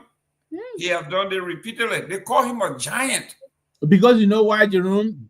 I think he's operational guy. Those are the people who interface with the dealers. He brings in the money to the LDA, and the money from there probably finds its way in the higher echelon of government. I go back into Guifopa. He said you will find the corporates in all the strata of government, judiciary, executive, and the legislature. They all have an interest in the drug business. At the Ministry of Information news briefing, he said that he didn't gossip, he didn't say the method of makeup. It's not tape. Exactly. The government owned broadcast. He didn't come in the closing argument or anywhere to say, we didn't hear him. He went to Minister of Education right in front of Jerome Pierre, and he said it. Sano who goes around cussing everybody. Yeah, he didn't cuss him out. Here goes it, man. Well, Nagbe, it's time for us to go. It's 8 o'clock. It's 12 o'clock in Liberia. You're closing, man. Let's close so we can come Listen, man, I have said a lot. I wish Robert were here. He came on late. I think Jackson left us. But I will just highlight the comments on D-Flow and Fagon. I hope this government will not take it lightly. The thing that's going on with the CDC, there's a lot of, I think it's for me, is a feeling of leadership on both sides. The CDC, they should have anticipated it. This, as we're coming on air, I think they're announcing a 24-man committee headed by the former speaker, to build a headquarters in 1 year. I saw Eugene Nagbe today, OKF, and begging people to contribute. Somebody calling there and telling Julia, tell me, let me a contribution, man. Julia, what is his name? Eugene Nagbe, he taking money out of his ass. And excuse my expression, he got money sticking in every part of his body. He got money. He alone should be able to build that place for the party. This is how these guys regard this party that made some of them. So they're going to take 1 year to build a party. We'll see, In the meantime, there will be a Carol Gray backyard, when why say terrible to leave. I mean, my wife said I should leave. And when you want to marry in Paris, she was there. They get a flip-flop, they get a rip-flop. The lady is suave. She's from France. Of course. She loves her peace and quiet all day. You're over there with the Myean. She's not doing that and drink all day and be drunk. She's not having it. So. 10 o'clock is gone. 10 o'clock is gone. In fact, not only that, I just told you what the government is trying to do. Okay? Right here. You're right. Yeah, right here. There you go. The EPA to crack down on noise pollution. So don't blame the police for coming and trying to stop beating that drum. So I listen to UJ and I listen to UJ. I think I can be behind him. And look, it's you know what? Even though the CDC were all on the same side, but these are the same old tactics that people are employing against them. He said the person who announced yesterday that they will give them land to build out the government, LRA went after that person today to say the old taxes. Now they gotta go and pay the LRA. But that's what I have for tonight. It has been a great show. I just hope the president will wake up. Victor. Kehleboe on the line? No, hold on. Somebody, your name and where you calling from? Yeah, this is Helen. Who's Helen? This is Helen. I want to talk to your panelists over there. You can't be talking to other people leader the way you speak on this platform. You don't have the right to be on the platform and be insulting our leader. Why you causing this Nagbe? Why the you're going so far to be insulting other people's leader? Is that how you treat their good platform? Y'all mess them all will consider watching other platforms than to watch you. You can be on the platform and be insulting other people's leader. And not call for. Our money, we don't want to pay our money to pay our headquarters. But the thing I said, I lied. Listen, watch the show. Listen, Helena, what the curse word or what the insult word he used? I don't want to repeat it. Oh, I don't want to repeat it. Because I didn't say it. If you heard it, say it. Let's hear it. He said, "You just number got money here." I don't want to say it like that. He said it. Oh, but the leadership. I thought you were talking about President Myean. On the platform, you can't be behaving like that to other people leaders. All right, ma. I'm sorry, yeah. Okay, Ellie. I'm not talking about President Myean. He just abused Mr. Nagbe. That's not good. It's not good. You can't address other people leader in that kind of manner on a kind of national platform. Okay. Thank you. We're not paying our money. If Nagbe said we should pay money to pay our effort, why are you getting angry? Why are you getting mad and insulting other people leader? Thank you for giving me the time, Mr. Gayman, but don't allow that on this platform. Thank you. Listen, we cannot censor people on this show. We have said a lot about Joseph Boakai, about George Weah, about Ellis Cummings, about Musa Bility. How many times people have not called here to say Musa Bility is a rogue, he's a crook, he stole money, he did this. Okay? And nobody called here to say you don't call Musa Bility name, because we know it's part of the game, it's part of the show. You are a politician, you put yourself out there, and that's what it is. Hold on 1 minute. Hold on. Another call. Your name and where you calling from, please? Yeah, your name and where you calling from? This is Dewazi calling you from South Korea. Okay, go ahead. Yeah, if Mr. Gayman is, I'd like to say thank you guys for talking to entertain while we are working. It's always a good thing. You guys taking up your family time to come here. So I just want to make a few statements. Mr. Nagbe is a big brother. Sometimes we have to, at least you can talk to Agaras the way you want to talk to him. But putting his work, married in Paris, I think that was very much difficult. It's not right. The work had nothing to do with CDC, and the work had nothing to do with any other thing. I think sometimes we have to respect boundaries.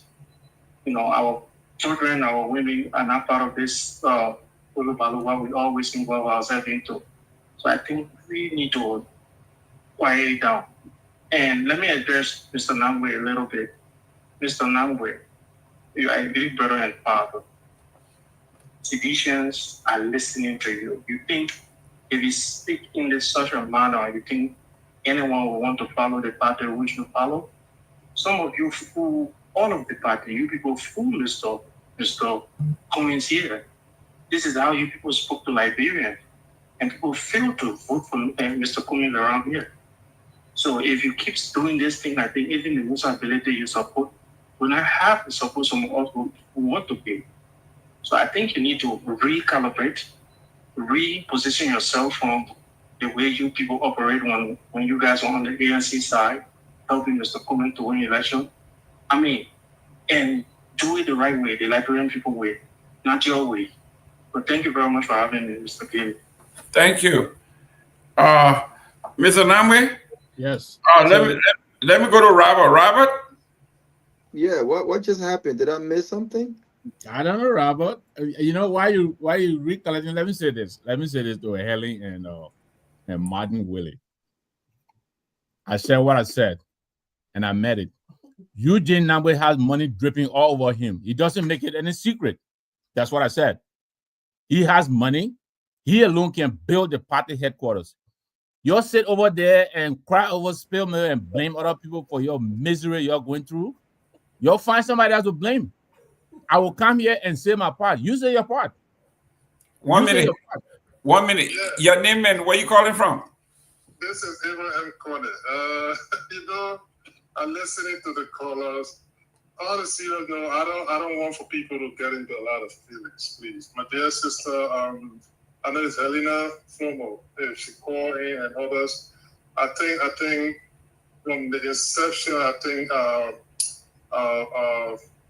Little Nagbe was just being a little bit comical with certain things, that's all.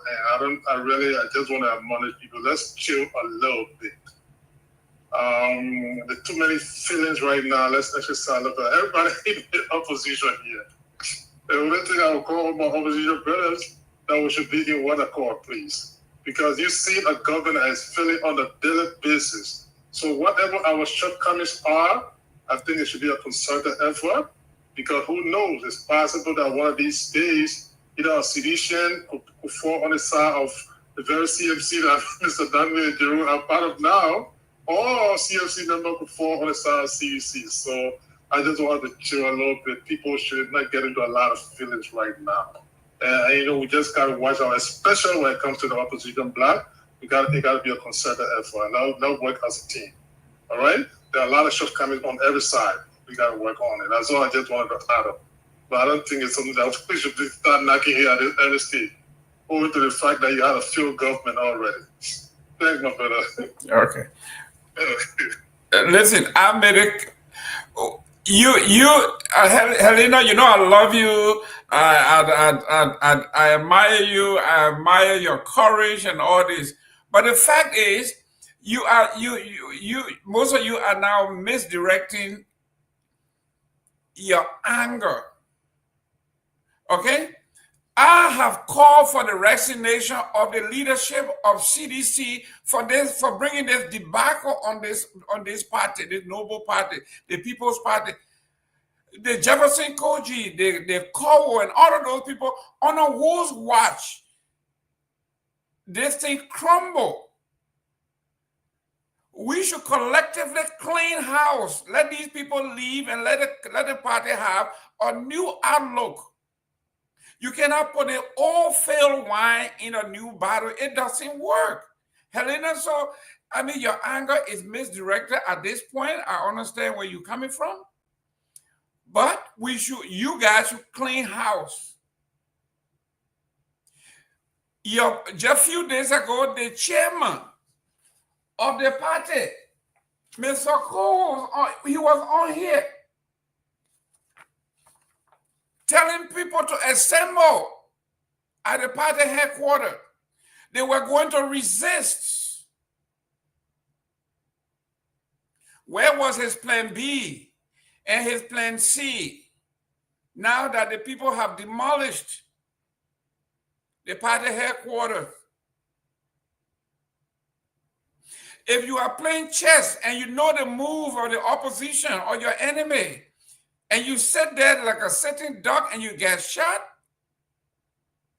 I would say you have a very low political IQ. You know this government, you know what they have done, you know what they are capable of doing, and they told you what they were going to do. And you sat there and they carried out to the T. And Helena Flomo and the rest of the folks that are supporting CDC, and rightfully so, because CDC goes to the heart of everybody. If the leadership fails in this country, here is Robert Garguah. Robert Garguah knows I run a corporation. I am a CEO. I sit on several boards. If today in the Marriott, if something major happened to the Marriott that damages the name, the brand from the top, they will clean house from the top to wherever to make sure that a new leadership takes over. I just gave you an example of the Red Lobster restaurant. When the brand was struggling, they brought in a young Nigerian guy who came in and he decided to clean house and rebrand.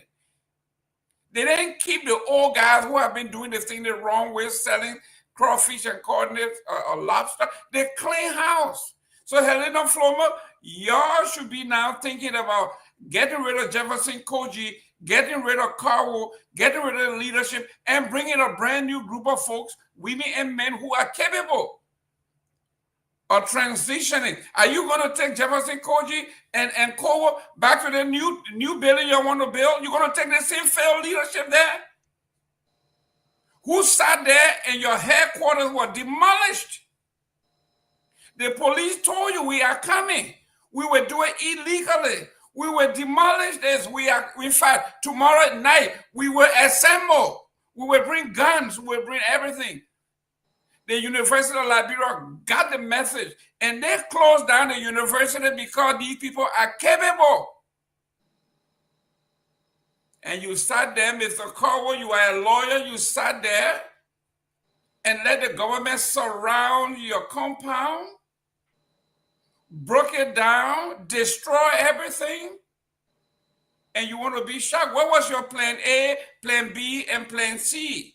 So you coming out here talking to Mr. Nagbe, you are wrong. We are not going to censor anybody, Mr. Garguah. I call for the resignation of these guys. They shouldn't be near leadership. If you are going to replace Joseph Boakai with the Cowboys of the world, you are going backward. Let me say this for the record. I do not know Mr. Nagbe to be a rude man. I just gotta say for the record, I disagree with those. I mean, people have rights to their opinions, but and we see things differently, and sometimes we don't always agree, which I respect. But I think Mr. Namwe has conducted himself on his show very fine. And we don't, maybe I don't know what was said, but I don't think that should be misconstrued as someone calling a man or rude old man. Let's agree to disagree respectfully. But here's what I would say, Mr. Jerome. I think I share your sentiments, but differently. Uh, the names that you mentioned, realistically, will always be uh, key elements of CDC. So that's why that's why that's why So, Liberia never right. grows, because But people are entitled. They feel but here entitled. is the thing. Here is the thing. The way the president goes about whatever he goes about, the former president, with regards to the restructuring of CDC leadership, whether they are given power again or not, I think as a citizen of Liberia is what I would be looking at. Does he make appointments based on the cornerstone of CDC? But here's the thing. As we sit here and talk about those key elements in CDC, and I will spend brief time to talk about the headquartered issue, we are looking at a government whose appointment is a reflection of Joseph Walker and Unity Party, the key elements of that. We not only has Joseph Walker appointed Lofians, Joseph Walker has appointed people that he knows. Even if those people he knows does not have the requisite experience and a technical know-how to help him achieve his goal. Joseph Unity Party has done what CDC did not do. I'll give you an example. When you listen to Councilor Sereno Cephas today, a man who was not around during the difficult days of CDC in opposition, talk about the party, seditions and people who were around did not benefit from the party. People who blood and sweat got CDC to where CDC got to in 2017 did not benefit. I concur with him. The hypocritical nature of that statement, though, is he spoke about himself. He spoke about himself, Mr. Jerome. You know why? Because Sereno Cephas was not around when CDC were when people told George Weah to go back and get educated. Those Seditians who stood by George Weah because they knew the man and what he has given Liberia, they stood by him because they trusted in his ability. They related to him and they thought he was the right guy. The political what you call say, no, this guy cannot represent us. Sereno Cephas then were nowhere around. But Sereno Cephas worked in George Weah administration in 3 different capacities. And if Sereno Cephas actually had the thought that he's now sharing, and if Sereno Cephas was a man of integrity, you know what he would have done? He would have declined those positions. He was Deputy Minister of Agriculture before he became before he became Solicitor General. At the time George Weah was sinking, George Weah was still dancing. If Sereno Cephas had those concerns, he should have spoken out then. So George Weah went out of his way to appoint people who were not actual Weahsians. They were not Weahsians, they were not even seditious. They were sympathizers of CDC. The people who blood and share, the people who are mad right now, those people did not work in CDC government. They didn't benefit from the CDC government. They have the right to be mad right now. But the people who are running their mouths, when you look at people like Sir Joseph, Senator Sir Joseph, there's one thing to say, my brother, Mr. Jerome, I don't agree with the politics of this person. It's another thing to say, If it wasn't God first and Mr. Namwe second, I would not be who I am today. And so there has to be a different approach. I would not compromise my integrity. I would not compromise my patriotism, but my approach will be different. So yes, CDC made mistakes. But when you talk about the Jefferson Coachee and these guys, they will always be in CDC. But let's not forget, Mr. Jerome, if CDC were to be successful in constructing a headquarters, CDC will be the only and first political party who owns a headquarters. Maybe the CMC are working on something. All of our political parties in Liberia have rented properties. Yeah, but They have rented properties. Mr. Garguah, And so Mr. to your Garguah, point, let me to your ask point you. about that, Let me ask you, Mr. Garguah. You are a corporate man like I am, okay? Absolutely. If the corporation fails or something happens, what happens to the leadership? That's what I want to know. Will you keep them around because they are founding fathers? They will be gone. If something, they will be gone, including my best friends. But you see, that's what we don't do in Liberia. And those are the people right now who are headlining the committee that is going to construct. Just because Jefferson Coachee is an element of the CDC, as my brother or whoever, it doesn't necessarily mean that Jefferson Coachee automatically gets the opportunity to serve when I know he was given an opportunity where he did not perform. So we got to be honest. And so just because I'm telling my brother, listen, you will still be my brother, but I'm not going to deceive you. I have an agenda, and that agenda must be achieved. You would not be appointed in this position. You can serve in other areas, but you'll not be appointed in this position. But when you said CDC failed when it comes to this whole thing, yeah, I agree. CDC should have their own headquarters right now. But if we are going to talk about CDC having their own headquarters right now, and if we're going to make that a failure on their part, then you know who should not be around. You know who should not qualify to talk about this failure. Unity Party should not qualify to talk about this failure because Unity Party have been in government for 12 years. And you know what? Even after they had served for 12 years, they were still being evicted from a rented property. So other political institutions should not behave the CDC or Unity Party. But the fact that they have been in one place for over 20 years and knowing what we know with that property and what has happened, Mr. Gayman, we cannot talk only about the failure without talking about the political influences that have occurred that got CDC to what CDC is right now with the demolition of that property. Mr. Garguah, it's politically motivated. Mr. Garguah, I understand. We in politics, right? Nagbe. The objective of politicians is to crush the opposition. And we know but you don't use your power to do that. You don't use your influence to crush your opponents. You break laws. Listen. The ultimate objective of power is self-preservation, okay? Yeah, but through policies, Mr. Gayman, through policies, through tangibles. Okay, well, those who come that way will always be crushed. The idea here is 1973, Golda Meir, one of my more revered leaders in the world at the time, okay? Her history, we were all children at the time. You were not even born. Right. But the way she handled the young couple war, the public, the people felt, said, this is not how Israeli army perform. We have never done it this way. It happened under your watch. Even though they clear you, you have to go. And she said, you don't have to tell me. I will resign because this is unprecedented.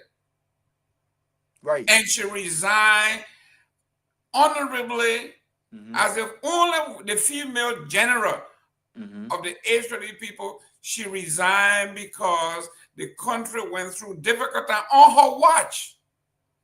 The Secretary General, which is the most powerful position, I say, in the CDC is Jefferson Coachee. The chairman of the party, the equally powerful, is Jungle Cole. It is under the two people's watch that this thing crumbled. The opposition didn't hide it. They told you we will use politics, we will use the army, we will use the police to get you out of here. What was the plan A and plan B other than dish that I saw. But Jerome, what were they playing when they said we will assemble and resist the government? Who does that? Jerome, but you got to understand, $350,000 was given to this owner in 2024. Jerome, So you have to what? put things in perspective. So what? He received $350,000 in lease agreement. So to your point again, what I am saying here is we both know if CDC was in power, this would not have happened. What I'm trying to explain to you is political institutions across the board, this is where we agree, I don't think should be renting property. And I want to correct myself. I think someone just said that Mr. Benanayure party owns Robert, you headquarters. agree? Will So you that's fine. agree that the new CDC should be led by the same group of folk who failed? Listen, but political institutions, especially given the political clubs we have and not necessary institutions, do not compare with the corporate world. If you say George Weah must go, right? If the party says George Weah must go, then the executive member of the party, this is when strategy comes to place, must understand the impact of letting go George Weah. If George Weah go, there's a strong possibility that without a smooth transition, CDC dies, because we both knows George Weah holds the party. Should it be that way? No. But the political institutions cannot just make political decisions like we do in the corporate world. A government, however, can say, you know what? This is not time for campaigning. I've already ran my campaign. I won the election. Now it's time to perform. I'm going to decide as a chief executive on how I appoint people based on their competence and based on what I need them to achieve. Politics is a lot different. So I agree with you that the president and others and other people who had the CDC to some extent did not do right by CDC because they should have built their own headquarters. But again, the standards they were using with CDC and the whole headquarter business, I'm sorry to say we have not used the same standard when it comes to other political parties that have been in power for longer than CDC. Let me bring Mr. Nagbe. If I'm going to war and I know these guys have snubbed the Supreme Court, they have snubbed you name it, they have broken off, and they are saying we are coming after you, I will have my plan B and plan C ready because I know that they are capable. These people are not law-abiding citizens, so I'm not going to deal with them on the legal side alone. I will have a plan A, plan B, and plan C. Mr. Gayman, they have no plan. This is the failure of leadership that I talked about. And, my friend Elena Plomo, they can go and whine, and whatever they want. But this is the truth. I'm telling them, look, the CDC is in the opposition community with us. I have said here time and again, I'm not going to gloat. I'm not going to, celebrate over their loss. But this is something they could have avoided, just like you're saying. They knew this was coming. They had no plan B. They sat down there until these people came and demolished their memorabilia. Those are the things that make it, don't mind the president saying CDC is in our heart and all of that. That's an iconic spot. That is a spot they won their victory from. It means a lot to them. And these people who led the party and continue to lead the party failed them. And they don't want us to say it. How many of those people did not acquire massive real estate during their time in office? Let them name me one. And yet, they neglected to find a spot for the party. Star Joseph said here over and again, Eugene Nagbe presided over $150 million campaign. And they lost. And how much of that could have gone to build a headquarters? And we must come sit down here and tell them, you know what, the government should not go after them. Eugene Nagbe has money dripping all over his body. They don't want me to say it the way I said it, okay. But I will not take it back because it's true.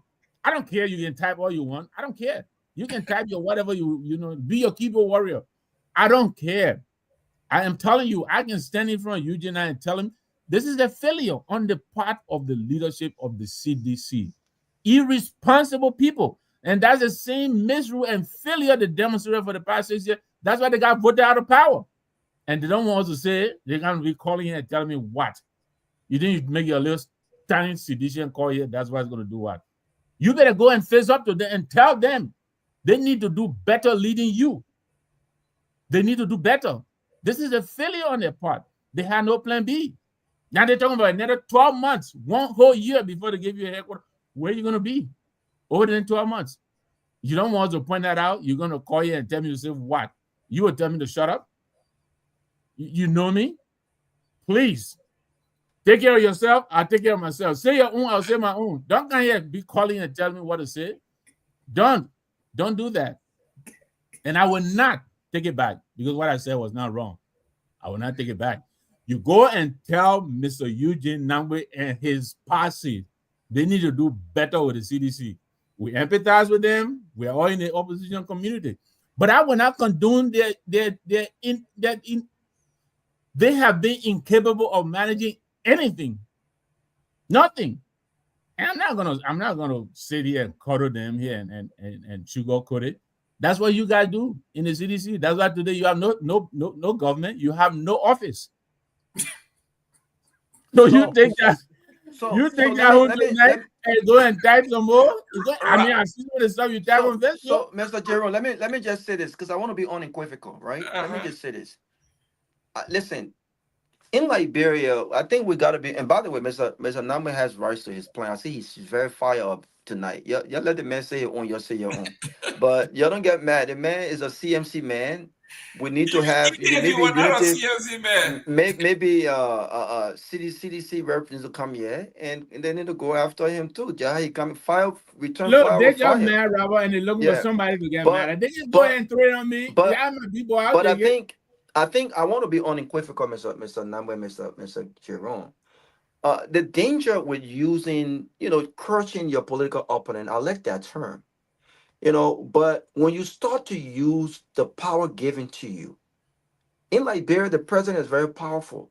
The president can pick up the phone and get the Supreme Court to give a ruling on something. Or the president, like we saw what happened with the Fanatico file deal, the president can disrespect the Supreme Court ruling. So when you hear the president talk about the law is the law, and by the way, it was amazing that when he came from Japan, the headline from his interview at the airport was when he spoke about the CDC building being demolished.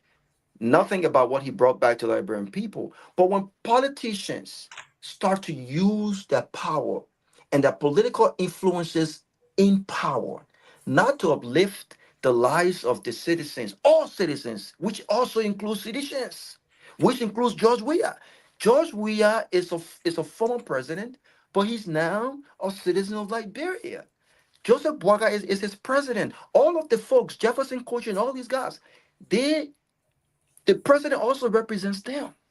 When you start to use political influence and political power to unconstitutionally and illegally crush a political opponent because you want to win an election, that cannot be a strategy that I embrace.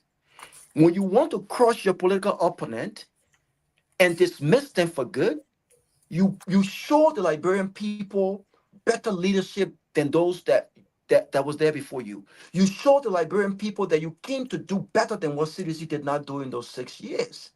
That's how you win an election. That's how you crush your opponent. You crush your opponent during a debate by telling the Liberian people that this man has no idea. This woman has no idea. This party has no idea. These are my ideas, and this is what I would do. I have the track record of doing it. That's how you crush your political opponent. It's worrisome that what Unity Party is doing, other political parties are watching. And people will pay debt. Politics in Liberia is temporary. Unity Party will not always be there. Come 2029, they could be gone. What will we say to the next government if they begin to use their influences, their power, the Supreme Court, the police? I sent a video, we have not played that video. A young man who was speaking to the press. Yes, did not violate anything. I'll save that for tomorrow because I want to spend a lot of time on it. A young man who was not violating the law, he was speaking. He did not obstruct the police from doing their work. Mr. Nagbe, he was not in the vicinity of the headquarters. He stood outside, but you know what happened? You want You me know what to happened? leave? He said, I would not be intimidated. You know what the police did? He was beat. He was I saw the arrested by clip. LDA and Yeah, the police I saw the officer. clip. And the question here is, what is his crime?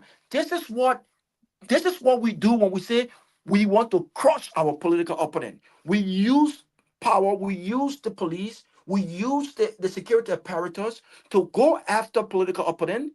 And I'm not saying this. The Human Rights Report said that. The cattle law, these things, it was mentioned in there. The Unity Party must be careful. They must scale back.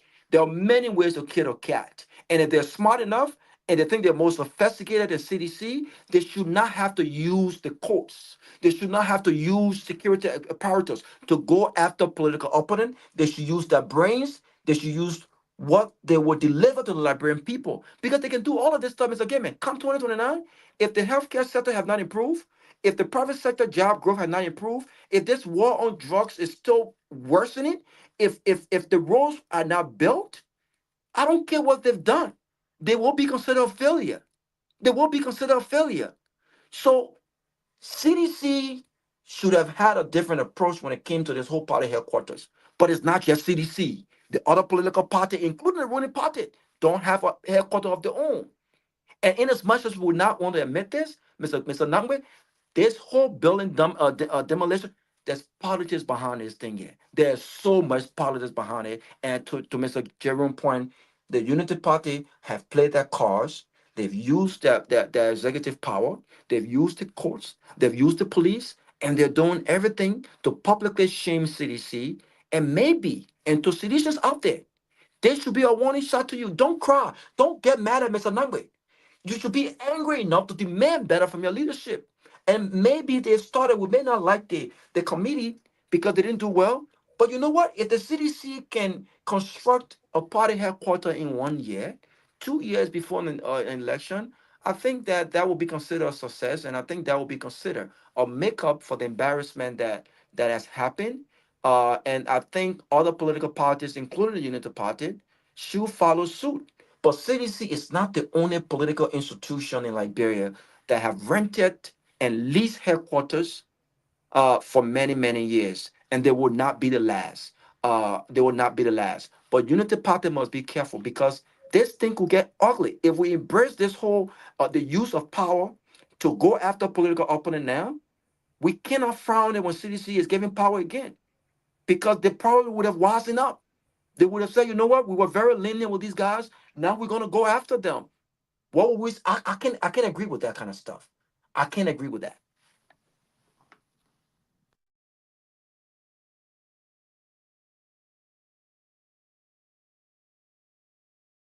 Guys, I got somebody here that want to defend the CDC, and I have no problem bringing them Nice. on. Is Yeah, that come Ahmed? on. Hold on. Is Yeah, that, hold on. is that Ahmed? No. No, yeah, I'm calling you on the WhatsApp. Go ahead. I want you to chime in here and defend the CDC vigorously. Call your name and let's go. Just don't cause Mr. Nagbe, that's all. Yeah. You didn't cause, don't cause Mr. Nagbe. Come on. Listen, man, I can't use, you're gonna be coming on the show. Listen, I listen to you guys, and I listen to Jerome and my dear brother Nagbe's position. By the way, man, I think I got an echo, man. Who's that, Jerome? Mr. Connor. Okay. Go ahead. Hold on. I get an echo, that's why. No, not from our end. It might be from your end. Okay, I think I'm fine, right? But I'm audible enough, right? Yes. Thank you very much. Again, this is Abraham V. Connor. I listen to you guys, and the fact that Sir Joseph will be referenced talking about CDC allocated $150 million for campaign. This is the very Sir Joseph that told you that they allocated $80 million for how do you call it? Or rehab center in Bensanvee. How do you reconcile such an information? So he's not authentic. Besides, Sir Joseph was the very campaign manager for Monterey County. What portion of the allocation can he talk about? That's what. So please just forget about Sir Joseph, using Sir Joseph as a reference. because he cannot vouch. Wait, the man was on the campaign. How will he not know what he's talking about? But even if it's not right, he's quoting him. He has the right to quote him. He didn't say he was right. He was just quoting him. He has the right to quote him. But I'm just trying to completely, penetrate the evidence that he's trying to quote. That indeed is not credible. That's the first thing. All right? That's one. Two, you're talking about a unity party that been in existence for 41 years. They have never had a permanent headquarters.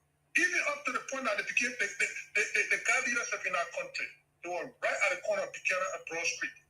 In a little two-room space over there. All right? So you and CDC maintained a position, even in opposition for 20 years. And it's not that they were not in a position to pay for this thing. So to come on to completely say, oh, it was a failure of leadership, so they changed everybody. I know this by the way, two presidents, we are too. That's a position because he was the president and he lost election. But why would you guys on this year part of an institution that the Republican Party that the president, Donald Trump is president today, he lost election here. Did you call for him, leaving the senatorship of the Republican Party here? No, Mr. Conner, he didn't. But Conner, he did replace most of his lieutenants and brought in some people that brought him back to power. So he learned from he learned from his mistakes. What are you talking about right now? CDC don't have the chairman that took in the electoral laws. The CDC don't have the vice chairman that took CDC the electoral laws. But CDC does have a chair and secretary general and a chair that lost the headquarters. They did something that nobody else did. These two people, Jefferson Koji and Cole, is under their wives that the shit sunk. No. But listen, the fact of the matter is that it happened under their watch. Yes. But it doesn't mean that it was the dereliction of duties on their part. Because why? They were following, they were linked to them. And what led to them removing, that's what Robert keeps stating, is political. Because why? They were not derelict on their payment of their rents. They were up to date. Even up to last year, they paid $300,000 just to occupy the space. So you know that they would have paid in. It was not, if you're going to tell me that CDC failed to pay rent for a space that they were occupying, then I agree with you. I say, okay, yes, any leadership should be responsible for that. But if But Jerome, let me ask you a question. Let me ask you a member a question. Yeah? First and foremost, to even come in the position, you have pending case at the Supreme Court level. So what's going to happen if the Supreme Court rules in favor of CDC? So, Mr. Conner, let me ask you this. What in your thinking, what would have been, what other alternative solution? Are you listening to me, Mr. Conner? Because you've been going for a while. Let me ask you. Of the leadership. Okay. Somebody got to be on board. Okay. But stop the man. The man ask the man question. Okay, Mr. Conner, 1 minute. 1 minute. Yeah, go ahead. Go ahead, Mr. Nagbe. Mr. Conner, let me ask, do you think the outcome of this problem, that was the most desirable outcome you would have opted for? No, that's not what I opted for. Okay. That's not what I said. No, listen. And question. That's not what I opted for. Let me just come in real quick and answer that question, then you can proceed. That's not what I opted for, but indeed, that's not what the law of the nation opted for either. So let's get it straight. The Republic of Liberia's law, the Constitution of Liberia, did not offer such an outcome. You get a pending case. Mr. Conner. It's in the United States. You go evict people, you give the eviction notice, you got to take inventory of their belonging in the place. Mr. Conner. That's the first thing. It never happened in that case. Mr. Conner. So let's look at the legality. No, Mr. Conner. Yes, sir. I'm talking logic here now. I'm not talking law. Oh, okay. Okay, let's look at the logic. Did the president disobey the Supreme Court? Right. Did the president refuse to follow the Supreme Court? Indeed. Okay. So is he a law-abiding citizen or leader? Not in my opinion. Okay. So you and I agree based on all that we agree. Yes, he's not. So we agree that he was. No. Listen. Let me land. So the logical conclusion here is if A and B and C are all no, then D definitely will fall in place to be no. We know he doesn't abide by the rule of law. He won't obey the Supreme Court. He won't obey the court. So what may you think he will follow the law in bringing down your facility or inventorying your stuff? Those are legal stuff. The man is not interested in legal stuff. So if I were you, knowing that I'm dealing with somebody who is not legal, why would I wait for the legal process to take its course? I'll pack my clothes and go and have a plan B. But then this is what, my dear brother Jerome, then don't be into politics right now, because you're simply telling me that come 2029, if there's an election and this president abide by all of the laws of the nation, the Constitution, if he still declares himself a winner of an election that you know your party have won, what will you do? So that's it, your plan B, you'll just forget it, right? So what? Okay, and if the court told you that you don't have, as in Liberia, you don't have enough evidence, what will you do when the Supreme Court rules? The citizen will kick him out. Yes. So meaning to say, so are you saying, for instance, what transpired 1985? What Emmett Hammer told you, he said, whatever result gave you today from heaven, was it sufficient? People disputed a fight. You were in an election, and at least I was old enough to understand that particular election, what transpired. But again, you had a draconian leader that how to call it, literally. Look, Mr. Conner, I have a meeting to go to, so I'm leaving. But let me ask you this, and then I'll be signing up. Do you really believe that the stewards of this party, you believe that they handle this problem in the best way possible, in your opinion? Yes, I believe. Okay. Have a good night. So, Mr. Number, before you go, let me ask you this question. Before you go, Mr. Number, let me ask both of you so we can all go, because I'm about to leave as well. So you paying rent to a place for 20 years, right? I'm not even going to go into the details. And then suddenly you get out of power, the rent demands go up $350K, which this is after CDC is out of power. $350K. Now, from what I'm hearing, from the influences in the back, based on my sources and what I'm hearing, the $350K was a test to see whether or not CDC had that kind of money in its pockets to pay. Okay. That's where it started, right? Yes. Okay. But they were shocked when CDC was willing. When CDC came and paid. That's exactly, correct. $350K. Now, you have a deal, $350K. Okay, that $350K is paid. Then suddenly you come back, you send a man a letter and say, I don't want rent no more. I don't want lease no more. Either you buy the place or you leave. Ask about, someone's calling me. They asked about the price, right? And then the guy says, give me $4.5 million. Now let me ask you this question.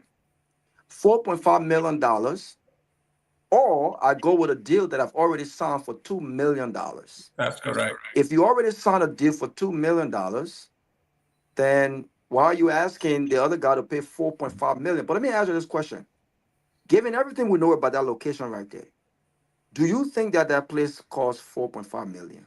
Or that place Look, Robert, let me say this way, Robert. You and anywhere in this world, when you own a piece of property, you understand me? And I'm renting from you.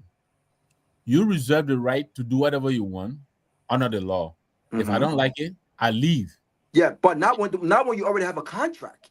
What if you already have a lease agreement? If you have a lease agreement under the law, you also have the right to uphold that lease agreement. And the lease agreement, Robert, you and I will agree. Sometimes 60 days or 30 days or whatever, we got to notify each other, right? Yeah. I'm just saying, if you are in a place and the conditions are becoming unfavorable, the logical thing to do is to pack up and get out. 100%. This has been going on since 2016. I'm saying to you, They should have anticipated this. They didn't do it. I That's agree. all I'm saying. I They agree. should have had a plan B to anticipate this. They I didn't have a agree. plan B. I agree. What I'm also saying is we cannot negate the fact and the glaring fact that as we speak about CDC not having a plan B, C, D, we should also be realistic enough to say this is politics. And this is coming from the executive mansion in an attempt to silence and crush the biggest political parties Obviously. out there. And my worry is that they have gone the length to do so. And they would not stop until they see CDC to the ground, going as far as using the law, using security apparatus. This is dangerous. So I agree with you guys. CDC should have had a plan B, C, D. It's never too late. I think this has united the CDC front. They've been talking reconciliation. I'm not going to indulge myself in that. But again, I will continue to say to citizens out there, He's I'm at work. He's at work. Mr. Connor, Mr. Connor, do your closing so we can go. It's almost not. Listen, Howard Castle will have said, "Don't go, Robert Garguah." Did I knock it somebody? He went down. But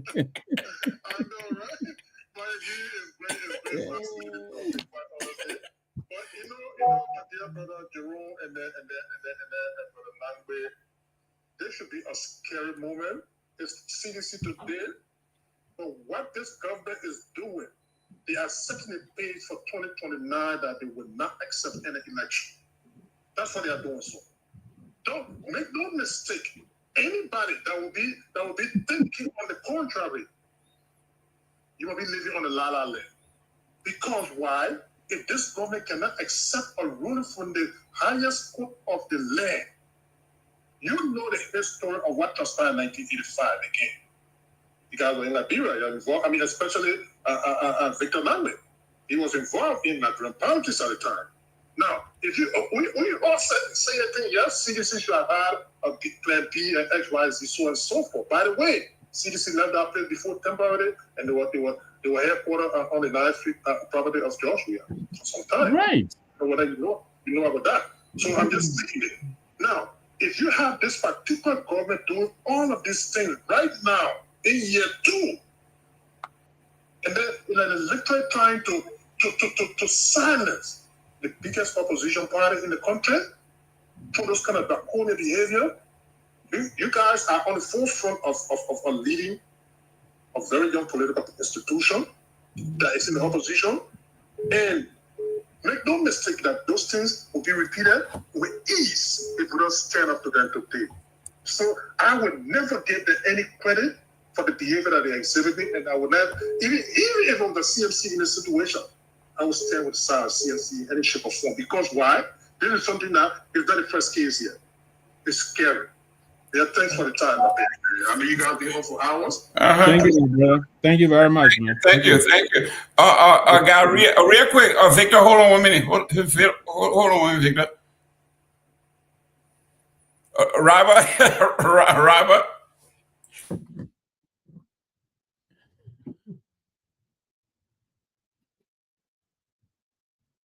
Robert is in the blue corner. But man, we're giving you 5 counts. 4. Oh, it's 4 now. 3. 2. Nagbe, Yeah. your homeboy Ben Sanvee wanted to talk to you. Okay. Put him on. Yeah. Okay. Let him come on. Let me use a quick bathroom break. I'll be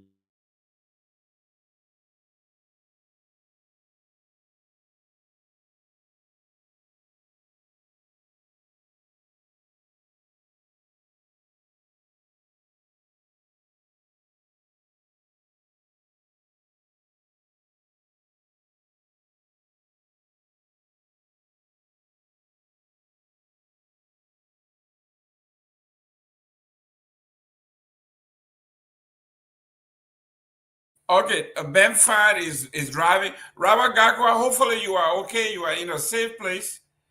You were online. All of a sudden, your phone went blank. Hopefully you are okay. Yes, but ladies and gentlemen, thank you very much for tuning in. The logic is very simple. Politics is usually a bloodbath. When we're talking about broad knuckle fight, and it's everywhere. You have to give Liberian politicians the credit. At least they will tell you what they're going to do to you, when they're going to do it, how they're going to do it. And if I know what my opposition is capable of doing, I will do something to counter that. This is where I'm coming from. We know that this government has been reckless from day one. You saw what it did to the CDC headquarters. They invaded the headquarters before with fake warrant that wound up being signed by somebody other than a judge. This is the degree to which these folks will go to violate the law. And on this particular platform, Mr. Nagbe was here when one of the UP partisans was here, and he said, we now have the House. We wrestle the House away from you guys. We have the Senate. We are going to appoint the Chief Justice. And in next year, we are going to appoint a new NDC director. And he said, it's a wrap right here on this show. Yep. What other evidence do you need that these people are not interested in law? A unity partisan came out here and said, we have wrestled the House away from you guys. We have the Senate. We are going to appoint the Chief Justice, and then we're going to appoint a new NDC chairperson from the Unity Party. It's a wrap. They have given you the playbook, what they're going to do, and they are capable of doing it. So what else do you want? This is what I'm saying. So I said, when is CMC? When is the CMC building their headquarters, Mr. Nagbe? CMC, we are 6-7 months old. Exactly. We are looking at that. But what's happening to CDC here is a learning curve. It's a message to everybody, including the CMC. Okay, that and in our own private lives. If you are a renter, you are at the mercy of your landlord. In Liberia, the person will be in the house and my son coming or my children coming, or I want to move by in my house, you got to leave. I give you 20 days, 10 days to leave. There's nothing you can do. The person that renting the house, absolutely nothing you can do. But listen, man, other political parties are watching, and I can tell you, if CDC is not careful, these guys they're gonna pay. Robert, let me tell you something. Like Jerome said, the UP has not disguised. If UP is not careful, they'll get paid back, Mr. Yeah, but the UP has not disguised their plan toward the CDC. They know it, and this is what I'm saying. Our people and my fellows here are not getting it, but they'll go and cry tonight and come back tomorrow with this. You anticipated this. They knew it was coming. Yeah. Okay, the plan maybe was, but Mr. Nagbe, maybe from a Weah perspective, I mean, President Weah was nice to Joseph Boyka. So there was no beef. There was no major beef. President Weah was very generous to Joseph Boyka. I said so he didn't anticipate this kind of beef. Prince Johnson said it. Said he fell, he almost died, and the man picked him up, and you want to call him a boy. So you cannot call him a boy because you have died, and he picked you up and took you and saved your life. He said you, Joseph Boyka, you are a battery total. You total battery right now that Torbia. And also don't forget too now the kind of relationship that some of the first close to George Weah had with some of the guys in the Unity Party. It was more like a brotherhood, including people who were attacking George Weah. I would go to Liberia and see even my good friend, my brother Sekou. Sekou didn't shy away from being friends with people who he knew for a very long time. But these guys were attacking. But today, we don't see that often. Yeah. Let me tell you, Robert. Look, I said something on elsewhere yesterday. President Weah, he has to be given credit for conceding an election that is less than 18,000 votes apart. That is a big deal. Yep. Again, over the weekend, he demonstrated again his peaceful nature by calling on his people to calm down. I think we're giving less respect than we should. But the people are saying that. The people are saying that when you are too calm, you don't have to be on. You don't have to break the law. But I think some of the issues some other citizens have with George Weah, and I think he should continue to walk down the path of peace, right? They don't think that he's tough enough. And sometimes when you're dealing with bullies, sometimes when you're dealing with bullies, you turn the other cheek. And I said, yeah, exactly. When you're dealing with bullies, mouth, and right? sometimes people slap you, Mr. Number. Sometimes you gotta slap them back because if you keep turning the other cheek, they will keep slapping you. No. So that's the issue. They're saying he's too kind because when a thug, attack you from a very thuggery position, sometimes even if you're not a thug, you have to say, no, I'm not the one to mess with. Don't mess with me. You gotta push back on the bullet. You gotta push back on the bullet. You gotta push back. Yeah, bullet will bully you until you push back. That's how it is. But guys, listen, we've been here long enough. Mr. Nagbe, we will continue this tomorrow. Tomorrow, if I survive the CDC attack, I'll be here tomorrow. Make sure you get security on your way home. And Mr. Garguah, be back tomorrow on time because we want to profile the video you got. We finished queuing it already. We're going to start on it from what that young man was brutally arrested and lied on that he said he was going to kill the president. They lied. Don't mind them. The lawyer going to ask them, well, if he said it, show the tip. They can't produce the it. Evidence. They don't have any evidence. Right. That's like, okay, guys. All right. Thank Good night, you very guys. much tomorrow. Good night. All right.